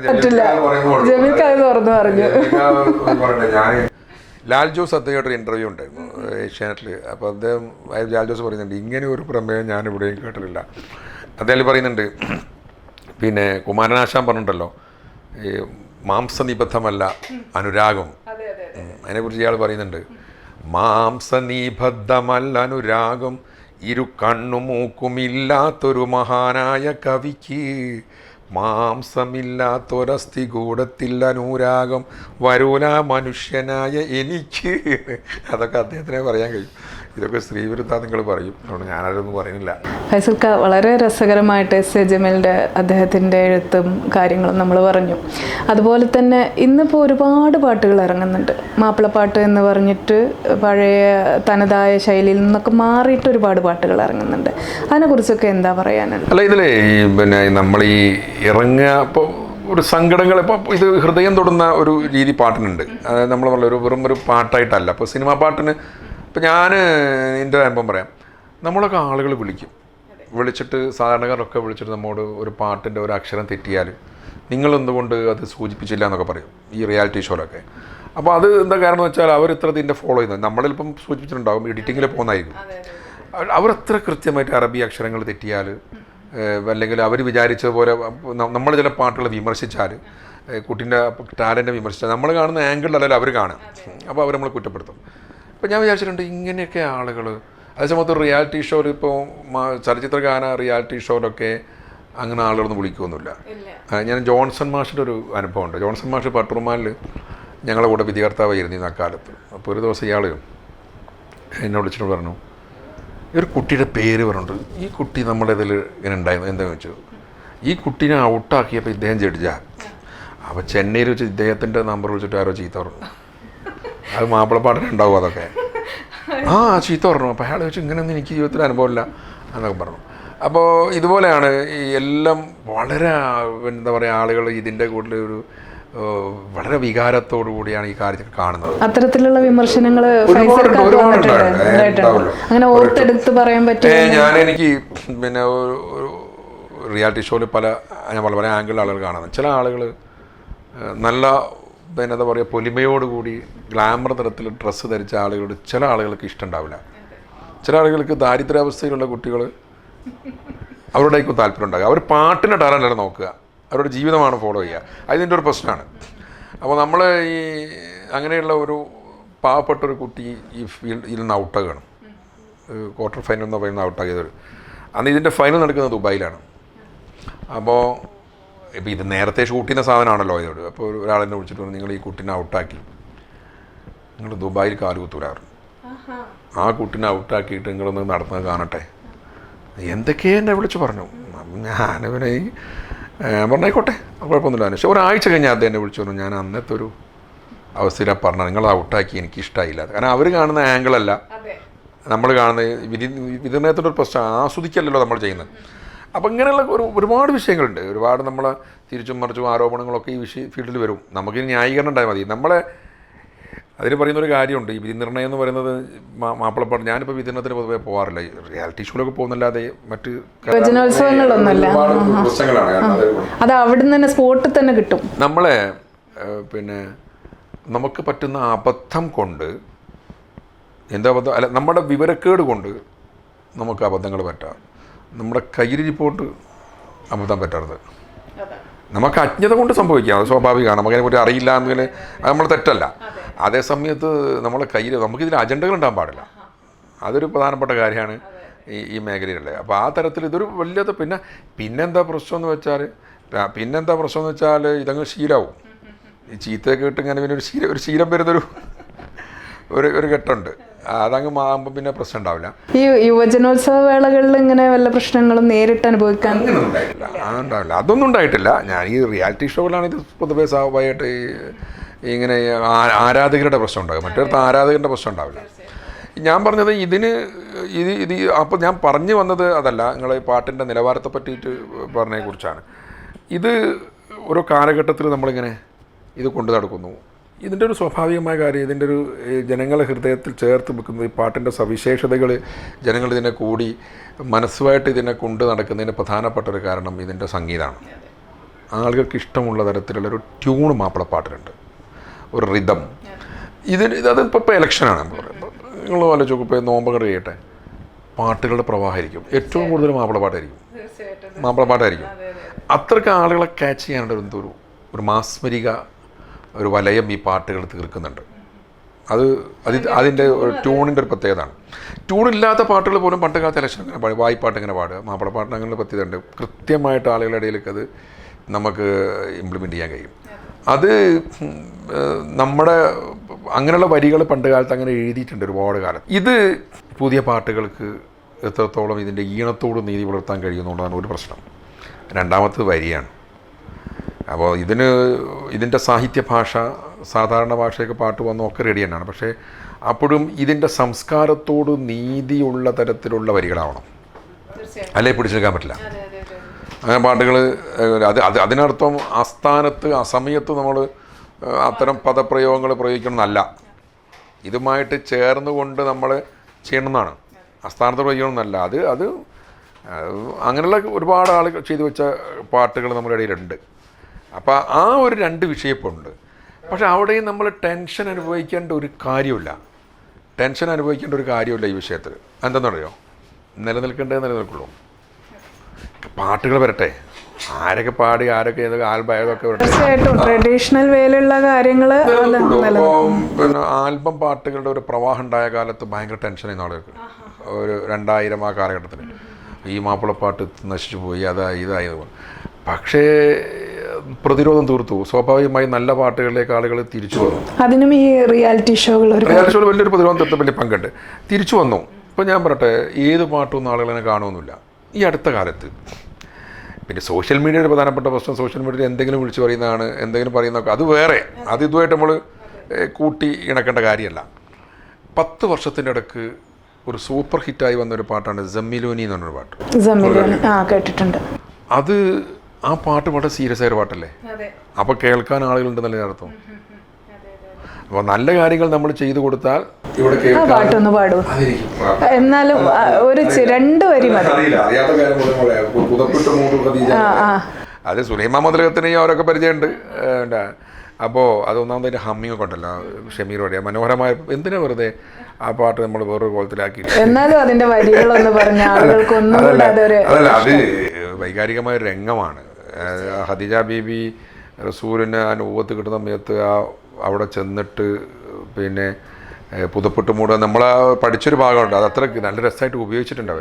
എന്ന് പറയുന്ന ആ ഒരു വളരെ രസകരമായിട്ടാണ് പാടാൻ ഷമീർ ഷാ നന്നായിട്ട് പാടിയിട്ടത്. അല്ല, ഞാൻ പറഞ്ഞത് അങ്ങനെ നല്ല പാട്ടുകൾ ചെയ്തു കൊടുത്താൽ അത് സ്വീകരിക്കാൻ ഇവിടെ ആളുകൾ ഉണ്ട് എന്നുള്ള തെളിവാണത്. കൃത്യമായിട്ട് ആളുകൾ അതിനെ ഫോളോ ചെയ്യും.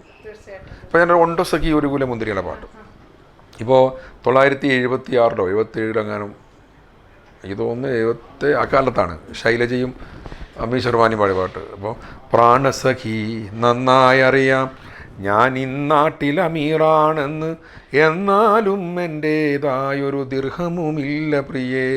എത്ര മനോഹരമായിട്ടാണ് ഈ ഭാര്യയും ഭർത്താവ് എന്നുള്ള. ഇപ്പോൾ ഒരു നീതിമാനായ ഭരണാധികാരി സ്വന്തം പൈസ എടുക്കാൻ അതിൽ ഒരു വരിയുണ്ട്. ഇപ്പോൾ ഇലക്ഷൻ സമയത്ത് നമ്മൾ പറയേണ്ടതാണ്. നമ്മൾ ഈ പാട്ടൊക്കെ ജനങ്ങളോട് പറയുന്നത് അമവിയ രാജകുമാരൻ സുഖലോലുബനാം ഇബ്നുൽ അസീസും അധികാരം കൈവന്നപ്പോൾ ഫക്കീറായി മാറി. അധികാരം കൈവന്നപ്പോൾ ദരിദ്രനായി മാറി എന്ന് പറയുകയാണ്. ഈ പാട്ട് വെച്ചാൽ മതി ഇപ്പോൾ ഇലക്ഷന്. ഒരു പഞ്ചായത്ത് മെമ്പറായാൽ പോലും അയാൾ പണക്കാരനായി മാറുന്നൊരു കാലത്താണ്. അപ്പോൾ അങ്ങനെ ഒരു ഭരണാധികാരിയെക്കുറിച്ച് ഞാൻ പറഞ്ഞ ഈ പാട്ട് റീക്രിയേറ്റ് ചെയ്തു ഈ ഷമീർ ഷെർവാനി, അദ്ദേഹത്തിൻ്റെ മകനും നമ്മുടെ സിത്താര കൃഷ്ണകുമാറും മില്യൺ കണക്കിന് ആളുകൾ ഇത് കാണുന്നത്. ഞാൻ വേറെ ചോദിക്കട്ടെ, ഇപ്പോൾ ഒരു കല്യാണപ്പാട്ടില്ലേ റിയാലിറ്റി ഷോയിൽ വന്ന 14 റിയാലിറ്റി ഷോയിൽ ആരാലും മനസ്സിൽ എന്ന് പറഞ്ഞ പാട്ട്. ഈ പാട്ട് 80-80കളിൽ NP ഫൗസിയ റഷീദ് എന്ന് പറഞ്ഞിട്ടൊരു പാട്ടുകാരി പാടിയ പാട്ടാണ്. TK കുട്ടിയാലിക്ക എഴുതിയ ഈ കണ്ണൂർ ചാലാടല്ലേ. ആ പാട്ട് അക്കാലത്തൊക്കെ നമ്മളൊക്കെ കേട്ടിട്ടുണ്ട്. അത് പിന്നീട് ഈ കുട്ടി ഷഹജ എന്ന് പറഞ്ഞ കുട്ടി റിയാലിറ്റി ഷോയിൽ പാടിയപ്പം 50 മില്യൺ ആളുകളാണ്. നിങ്ങൾ 50 മില്യൺ ആളുകൾ പാട്ട് കേൾക്കാൻ പറഞ്ഞാൽ കോടിക്കണക്കിന് 5 കോടി ആൾ കേൾക്കുന്ന ചില ഒരു മാപ്പിളപ്പാട്ടാണ് കേൾക്കുന്നത്. അതിൻ്റെ ഒരു വൈഡ്നെസ് ഭയങ്കരമാണ്, നമ്മൾ വിചാരിച്ചാൽ അപ്പുറമാണ്. എന്നിട്ട് ആ പാട്ട് മറ്റേ ഇതിൻ്റെ അഷ്റഫ് ഹംസ എന്ന് പറഞ്ഞ അതിൻ്റെ ഡയറക്ടർ ആ സിനിമ എന്നെ സമീപിച്ചിട്ടാണ് പറയുന്നത് ഈ പാട്ട് റൈറ്റ് കിട്ടണമെന്നാണ്. ഞാൻ പിന്നെ കണ്ണൂരിൽ അന്വേഷിച്ച ഒരാളെ പിടിച്ച് ഇയാളെ വീട്ടിൽ ചെന്നു. ഈ TK കുട്ടിയാലിക്കാടെ ഈ ഇറച്ചിക്കടയിൽ ഇറച്ചി പൊതിഞ്ഞു കൊടുക്കുന്ന ജോലിയായിരുന്നു അദ്ദേഹത്തിന്. ഒരു സാധാരണ മനുഷ്യൻ ഇല്ല, മരിച്ചുപോയി, 20 മരിച്ചുപോയി. ഇദ്ദേഹത്തെക്കുറിച്ച് ഷിഹാബുദ്ദീൻ പൊയ്ത്തുംകടവ് കഥാപാത്രം വീട്ടുമുറ്റത്ത് അദ്ദേഹത്തെ പുസ്തകത്തിൽ ഒരു ചാപ്റ്റർ ഇദ്ദേഹത്തെക്കുറിച്ചാണ്. ഈ ഇറച്ചിക്കടയിൽ ഇവരെ പോയി കാണുന്നതും ഇദ്ദേഹത്തിൻ്റെ പാട്ടുകൾ വളരെ പ്രസിദ്ധമാണ്. ഇപ്പം മനസ്സിൻ്റെ ഉള്ളിൽ നിന്നൊളിയുന്ന മാണിക്യ മണിമുത്ത് രാജാത്തീ മാനത്തുതിച്ചതോ മണ്ണിൽ മുളച്ചതോ ഏതാണ് രാജാത്തീ, ഇതൊക്കെ ഇഷ്ടമുള്ള പാട്ടല്ലേ. എത്രയോ ഇങ്ങനെയുള്ള പാട്ട് എഴുതിയ ആളാണ്. ഇദ്ദേഹത്തിന് വലിയ വിദ്യാഭ്യാസം ആയിരുന്നില്ല. ഇങ്ങനെയുള്ള ഒരു മനുഷ്യൻ എഴുതിയ പാട്ടാണ് 50 മില്യൺ ആൾ കണ്ടു എന്നുള്ളത്. ഞാൻ അദ്ദേഹത്തിൻ്റെ മരുമകനെ പോയിട്ട് മകളുടെ ഭർത്താവിനെ പോയി പ്രായമുള്ള ആളാണ് പോയി കണ്ടപ്പോൾ ഇദ്ദേഹത്തിൻ്റെ ഭാര്യ ഇപ്പോൾ ജീവിച്ചിരിപ്പുണ്ട്. ഇവർക്ക് ഈ പാട്ടിനെ കുറിച്ചൊന്നും ഒരു ഐഡിയ ഇല്ല. ജീവിതത്തിൽ അവർക്ക് എങ്ങനെ ഭർത്താവ് പാട്ട് എഴുതിയിട്ട് ഒരു പൈസ കിട്ടിയെന്ന് അറിയില്ല. 50 മില്യൺ ആളുകൾ ഒരു പാട്ട് കണ്ടാൽ എത്ര ഉറുപ്പ് കിട്ടുമെന്നാണ് ഈ ചാനൽ ആൾക്കാർക്ക് അറിയാം, വേറെ ആർക്കും ഓർമ്മയില്ലെങ്കിലും. 50 മില്യൺ ആൾ കണ്ടാൽ എത്ര ലക്ഷം രൂപ കിട്ടുമെന്നുള്ളത് അറിയാമല്ലോ. എങ്ങനെ ഇവർ വന്നിട്ട് ഞാൻ ഇയാളോട് വെച്ചു, അഷ്റഫ് ഹംസയുടെ ബന്ധപ്പെട്ട അവിടെ വെച്ചു, ഇനി ഈ പാട്ട് കൊണ്ട് നിങ്ങൾ എന്ത് ചെയ്യാനാണ്? പക്ഷെ അവരിത് കോറിയോഗ്രാഫിയൊക്കെ ചെയ്ത് അനാർക്കലി മരക്കാർ അവർ സുലൈഖ മനസ്സിൽ ചെയ്തിട്ട് അത് 65 മില്യൺ ആൾ ഇപ്പോൾ രണ്ടുകൊണ്ടും കണ്ടു. അപ്പം മാപ്പിളപ്പാട്ടിൻ്റെ താളവും ഇപ്പം ഏത് രംഗത്ത് ഏതൊരു വേദിയിൽ പോയാലും ഈ പാട്ടുണ്ട്. ആ മാപ്പിളപ്പാട്ടിൻ്റെ താളവും ഇതിൻ്റെ ഈണമൊക്കെ ആളുകൾ ഇപ്പോഴും ഇഷ്ടപ്പെടുന്നുള്ള തെളിവല്ലേ. ഒരു പാട്ടാണ് വീണ്ടും കാണുന്നത്, വേറൊരു പാട്ടല്ലല്ലോ. അപ്പോൾ അത് നമ്മൾ ആ ഒരു പുതിയ പരീക്ഷണങ്ങളൊക്കെ ഇതിലാവാം. ഇപ്പോൾ ബാബുക്ക ഇതിൽ പരീക്ഷണം നടത്തിയ ആളാണ് MS ബാബുരാജ്. ഇങ്ങനെ ഒരു പഴയ രീതിയിൽ പാടി വരുന്ന പാട്ടിന് ഒരു പല്ലവിയും അനുപല്ലവിയും അതിൻ്റെ ഒരു സ്റ്റൈലോ കൊണ്ടുവന്നതിൽ വലിയ പങ്ക് ഒരു മ്യൂസിക് സംഗീത സംവിധാനം ഒന്നും പഴയ പാട്ടുകൾക്ക് ഇല്ലല്ലോ. പഴയതിങ്ങനെ പാടുകയല്ലേ. ആ തരത്തിൽ കൂടുതൽ ബാബുക്കാക്ക് പങ്കുണ്ട്, ചാന്ത് ഭാഷ, നമ്മുടെ കുഞ്ഞു മൂസക്ക, അങ്ങനെ ഒരുപാടാക്ക് പങ്കുണ്ട്. അത് അവർ ഇതിൻ്റെ ഒരു കൾട്ടിനോട് നീതി പുലർത്തിക്കൊണ്ടാണ് ചെയ്തത്. പുതിയ സംഗീത സംവിധായകന്മാർക്ക് അങ്ങനെ ചെയ്യാവുന്നതാണ്. പക്ഷെ ആ ഒരു തലത്തിലേക്ക് അധികം എത്തുന്നില്ല. അതെ, ഇത് ചെയ്തു കൊടുത്താൽ സ്വീകരിക്കാൻ ആളുണ്ട്, പക്ഷേ പലപ്പോഴും ചെയ്യാറില്ല. അപ്പോൾ അതുകൊണ്ട് തന്നെ ഇതിനോട് നീതി പുലർത്തിക്കൊണ്ട് ചെയ്ത ഒരു വർക്കാണെങ്കിൽ അത് ശ്രദ്ധിക്കപ്പെടും. അല്ലാത്തത് എന്ത് ചെയ്യും? 1-2 വർഷത്തിപ്പോൾ നമ്മുടെ ഇപ്പോൾ ഇതിനെക്കുറിച്ച് എന്താ പറയുക പരാമർശിക്കപ്പെട്ട തെറ്റിദ്ധരിക്കപ്പെട്ട അങ്ങനെ പാട്ടുകൾ പറയുന്നില്ലേ, കുറേ ഈ ആൽബം സോങ്സൊക്കെ പറയില്ലേ, അതൊക്കെ ഇപ്പോൾ ആരോ കേൾക്കുന്നുണ്ടോ? അതിനകത്ത് പഴയ പാട്ടുകൾ ഇപ്പോഴും കേൾക്കുന്നില്ലേ? അപ്പോൾ നിലനിൽക്കും, നമ്മൾ ടെൻഷൻ അടിക്കേണ്ട കാര്യമില്ല. വീണ്ടും വീണ്ടും അത് കേട്ടുകൊണ്ടിരിക്കുന്നുണ്ട്. അപ്പോൾ നമ്മൾ രചനയും സംഗീതവും ഒക്കെ ഒത്തിണങ്ങിയ നല്ല പാട്ട് ഇത് സ്വീകരിക്കാൻ ഇവിടെ ആളുണ്ട്. അതുകൊണ്ടാണല്ലോ പഴയ പാട്ടുകൾ ഇങ്ങനെ വീണ്ടും സിനിമയിലൊക്കെ വരുന്നത്. നമ്മുടെ ഇപ്പോൾ വൈദ്യർ അക്കാദമി ഉണ്ടല്ലോ, അതുമായി ബന്ധപ്പെട്ട് പ്രവർത്തിക്കുന്ന ഒരാൾ കൂടിയാണ് ഫൈസൽക്ക. അപ്പോൾ അത് ഇപ്പോൾ വരുന്ന പാട്ടുകാർ അല്ലെങ്കിൽ ഇപ്പോൾ നമ്മുടെ ബദർ, കുറേ പേരുണ്ടല്ലോ, ഹംസ, പിന്നെ അതുപോലെ ബാപ്പു വെള്ളിപ്പറമ്പ്, ഫൈസൽ കന്മനം പോലുള്ള കുറേ എഴുത്തുകാർ മാപ്പിളപ്പാട്ടുകളിൽ ഇപ്പോൾ പുതുതായിട്ട് വന്നിട്ടുണ്ട്. അവർക്കൊക്കെ എത്തരത്തിലുള്ള എങ്ങനെയാണ് നിങ്ങൾ കൊടുക്കുന്ന ഒരു അല്ല? അതെ അതെ, ഇപ്പൊ ഒരു യുവതലമുറയിൽപ്പെട്ട പാട്ടുകാരനെയാണ് OM കരുവാരെ കൊണ്ടും അടക്കമുള്ള പാട്ടുകാർ. ഇവർക്കുള്ള പ്രോത്സാഹനം എങ്ങനെയാണ് അക്കാദമിയെ സംബന്ധിച്ചിടത്തോളം? ഇവർ ഈ പ്രോത്സാഹിപ്പിക്കേണ്ട ആവശ്യമൊന്നുമില്ലല്ലോ ഈ പാട്ടിന്. അത് നമ്മൾ എഴുതുമ്പോൾ നമ്മുടെ സന്ദർഭങ്ങളിൽ ഒരു അക്കാദമിക്ക് ഇതിൽ ചെയ്യാനുള്ള പരിമിതികളുണ്ട്. ഒരു അക്കാദമി, വൈദ്യർ അക്കാദമിയെക്കുറിച്ച് സോഷ്യൽ മീഡിയയിലൊക്കെ ഒരു വലിയൊരു ബ്ലോഗർ, പേരോ ഞാൻ പറയുന്നില്ല, അദ്ദേഹം ഈ അക്കാദമി കൊണ്ട് എന്തോ ഉപയോഗം പറഞ്ഞ് ഞാൻ കേട്ടിട്ടുണ്ട്. അതൊക്കെ എന്ന് പറഞ്ഞാൽ അദ്ദേഹം ഇതിനെക്കുറിച്ച് അറിയാത്തത് കൊണ്ടാണ്. ഒരു അക്കാദമിക്ക് എന്തൊക്കെ ചെയ്യാൻ കഴിയുന്ന രൂപത്തിൽ അതിനൊരു സിസ്റ്റമാറ്റിക് സംവിധാനത്തിൽ ഇപ്പോൾ നമ്മൾ വിചാരിക്കുമ്പോൾ ഒരു അക്കാദമിക്ക് പോകാൻ പറ്റില്ല. മനുഷ്യന്മാർക്ക് പല വിചാരവും ഉണ്ടാവും, പല പ്ലാനും ഉണ്ടാവും. അതുപോലെ അല്ലല്ലോ ഒരു അക്കാദമി ചെയ്യാൻ പറ്റുക. അവിടെ നമ്മൾ കൃത്യമായിട്ട് ആഴ്ചയിൽ 2 ദിവസത്തെ പരിശീലന ക്ലാസ് ഉണ്ട്. ദഫ്, മാപ്പിളപ്പാട്ട്, ഹിന്ദുസ്ഥാനി സംഗീതത്തിൻ്റെ ക്ലാസ് നടക്കുന്നുണ്ട്, പുസ്തകങ്ങൾ പ്രസിദ്ധീകരിക്കുന്നുണ്ട്, പിന്നെ വർഷകാല ക്യാമ്പുകൾ നടക്കുന്നുണ്ട്. ഇതുവരെയുള്ള സെമിനാറുകൾ ഒരുപാട് കോളേജുമായിട്ട് പിന്നെ ബന്ധപ്പെട്ട് സെമിനാറുകളും അതൊക്കെയാണ് ഒരു അക്കാഡമി ചെയ്യുന്നുണ്ട്. പിന്നെ അവസരങ്ങളൊക്കെ നൽകുന്നുണ്ട്, കവിയരങ്ങൾ നടക്കാറുണ്ട്, മഹോത്സവം നടക്കാറുണ്ട്, അതൊക്കെ ചെയ്യുന്നുണ്ട്. അതൊക്കെ അതിൻ്റെ സംവിധാനത്തിൽ അതിൻ്റെ ഒരു ഗവൺമെൻറ്റിൻ്റെ സംവിധാനം ഉപയോഗിച്ചുകൊണ്ടുള്ള ഒരു രീതിക്കനുസരിച്ച്, അതായത് ഓരോരുത്തരുടെയും ചിന്തക്കനുസരിച്ചല്ല കാര്യങ്ങളൊക്കെ അവിടെ ചെയ്യുന്നുണ്ട്.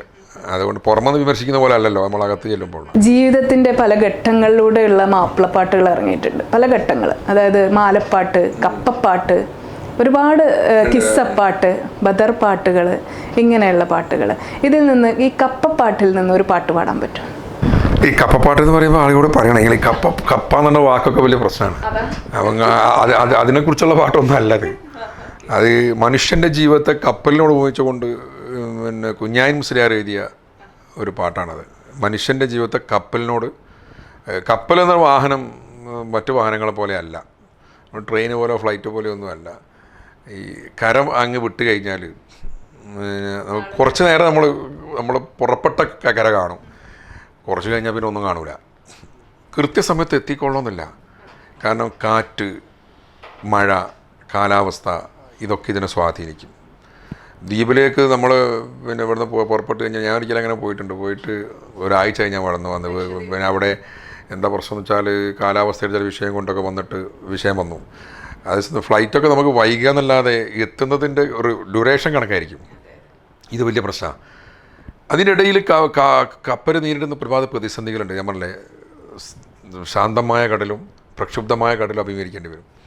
മനുഷ്യൻ്റെ ജീവിതം അങ്ങനെയാണല്ലോ. നമ്മൾ ഈ ജീവിതം ആരംഭിച്ചു കഴിഞ്ഞു, ഇതിൽ സന്തോഷവും ദുഃഖമൊക്കെ ഉണ്ടല്ലോ, എപ്പം തീരുമെന്ന് പറയാൻ പറ്റില്ല. ഇത് തന്നെയാണ് ഒരു ഫിലോസഫിക്കലായിട്ട് അദ്ദേഹം എഴുതിയ കപ്പപ്പാട്ട്. അപ്പോൾ അത് ഒരു ഉപദേശങ്ങളാണ്. കണ്ടിട്ടറിവാനോ കണ്ണില്ല പൊട്ട, കാരുണർച്ചൊന്ന ചൊൽ കേട്ടില്ല പൊട്ട, പാലം മുറിഞ്ഞാൽ കടക്കാമോ പൊട്ട, ഇങ്ങനെയുള്ള കുറേ ഉപദേശങ്ങളാണിത്. കപ്പപ്പാട്ടിൻ്റെ അത് ഒരുപാട് വരികളുണ്ട്. ഇതൊക്കെ സിമ്പിളായ കാര്യങ്ങളാണ്. അതൊക്കെ അത്രയൊക്കെ ആളുകൾ അതിനെപ്പറ്റി പറയാറുള്ളൂ. ഇപ്പോഴത്തെ കാലത്തുള്ള അന്നത്തെ ഒരു അതെ. പിന്നെ ഈ അറബി, ഉറുദു, തമിഴ് അത് കപ്പപ്പാട്ടിൽ അധികം വന്നിട്ടില്ല. അത് ഈ വൈദ്യരുടെ കാലഘട്ടത്തിലാണ് സജീവമായത്. അത് അദ്ദേഹം ഈ തമിഴ് കൃതികളെ അവലംബിച്ചുകൊണ്ടാണ് ഇതൊക്കെ കുറേ എഴുതിയത്. അപ്പോൾ അദ്ദേഹത്തിൻ്റെ ഇപ്പം സക്കുവും പടപ്പാട്ട് പോലെയുള്ള പാട്ടുകളിലൊക്കെ ഇതേപോലെ സ്വാധീനമുണ്ട്. മോയിൻകുട്ടി വൈദ്യർക്ക് എല്ലാ ഭാഷയിലും അറിവുണ്ടായിരുന്നു. സംസ്കൃതം മാത്രമുള്ള അദ്ദേഹത്തിൻ്റെ പാട്ടൊക്കെ ഉണ്ട്. സംസ്കൃത പദം മാത്രമല്ല. അതെ, അതിൽ അങ്ങനെ ഒരു പാട്ട് ജഗതര ഗന്നന പുരബീജ് എന്ന് പറഞ്ഞൊരു പാട്ടുണ്ട്. അതിന് വരിക്കാറില്ല. അതിൽ സംസ്കൃതം മാത്രമേ ഉള്ളൂ. അത് മലപ്പുറം പടപ്പാട്ടിലാണ്. ശരി. അതുപോലെ പിന്നെ ഈ പേർഷ്യൻ ഭാഷയൊക്കെ അദ്ദേഹത്തിന് അറിയാം. ഈ ഇംഗ്ലീഷ് ഉണ്ട് പാട്ടിൽ ഇഷ്ടംപോലെ. ഈ നമ്മളെ എന്താ പറയുക, അക്കൗണ്ട് അങ്ങനെയൊക്കെ വരുന്ന ചില പ്രയോഗങ്ങളുണ്ട്. ക്യാമ്പ് ഉള്ള പ്രയോഗങ്ങളൊക്കെ ഇഷ്ടംപോലെ അദ്ദേഹത്തിന്റെ പാട്ടുകളുണ്ട്. നിയമം പാലിക്കാൻ വളരെ എളുപ്പമാണ് അങ്ങനെ പ്രയോഗിക്കുമ്പോൾ. പിന്നെ വൈദ്യർ അതിന് ചിട്ടവട്ടം ഉണ്ടാക്കിയ ആളെന്നേ ഉള്ളൂ. അല്ലാതെ വേറെ കവികളുണ്ട്. വൈദ്യരാണ് അതിലെ ഒരു എന്താ പറയുക മോഡലായിട്ട് നമ്മൾ കാണുന്ന ആൾ. ശരിക്കും ഈ മൊഹീദ്ദീൻ മാലയിൽ നിന്നാണ് ഈ പാട്ടുകളുടെ ഒരു മൊഹീദ്ദീൻ മാലയാണ് ആ രേഖകൾ പ്രകാരമുള്ള ആദ്യത്തെ മാപ്പിളപ്പാട്ട്. അതൊരു സ്തുതി കീർത്തനാണല്ലോ. അത് 1607 അത് മൊഹീദ്ദീൻ മാലയിൽ പറയുന്നുണ്ട്. കൊല്ലം 782 ഞാൻ കോർത്തേ ഈ മാലേനെ 155 കൊല്ലവർഷം 782 കൊണ്ടാണ് നമ്മൾ 1607 കാണുന്നത്. അപ്പോൾ ഫൈസൽ കാക്ക് ഇഷ്ടപ്പെട്ട ഒരു 2 പാട്ട്. തക്ബീർ നാദം ഉലകിലുയർന്നു, കീർത്തനനാദം മലകളുയർന്നു, നൂറ്റാണ്ടുകളുടെ ഗോപുര മണ്ഡല സ്മരണയുയർന്നു, മനമിലെ ത്യാഗത്തിൻ ചുടു ജീവിത ചിത്രം മിന്നിമറഞ്ഞു.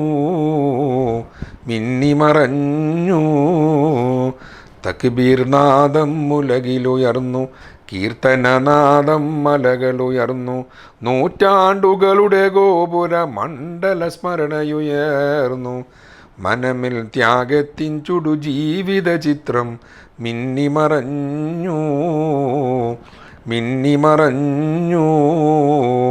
പി ടി അബ്ദുറഹിമാൻ്റെ പ്രസിദ്ധമായ ഒരു വരിയുണ്ടല്ലോ. അപ്പോൾ പടപ്പോട് പിരിശത്തിൽ നിന്നോളി, പടച്ചോൻ്റെ കാരുണ്യം കിട്ടുന്നത് കണ്ടോളി. അന്യോന്യം പോരാടി നിൽക്കേണ്ട, പൊന്നാലെ ക്ഷേത്രങ്ങൾ പള്ളികൾ തീർക്കേണ്ട. ഏറെ പ്രശസ്തനായ ഫൈസൽ ഇളയറ്റിൽ സാറിൻ്റെ ഒരുപാട് ഓർമ്മകൾ, മാപ്പിളപ്പാട്ടിൻ്റെ വഴികൾ, അതിലെത്തിപ്പെട്ട അധ്യാപകനും കൂടിയായ അദ്ദേഹത്തിൻ്റെ ഒരുപാട് കാര്യങ്ങൾ നമ്മൾ അദ്ദേഹത്തിൻ്റെ സംസാരത്തിലൂടെ നമ്മളോട് പങ്കുവെച്ചു. ഒരുപാട് കാര്യങ്ങൾ അറിഞ്ഞു. വളരെ സന്തോഷം. ഇനി അടുത്ത എപ്പിസോഡിൽ മറ്റൊരു അതിഥിയും മറ്റു വിശേഷങ്ങളുമായി നമുക്ക് കാണാം. ബൈ.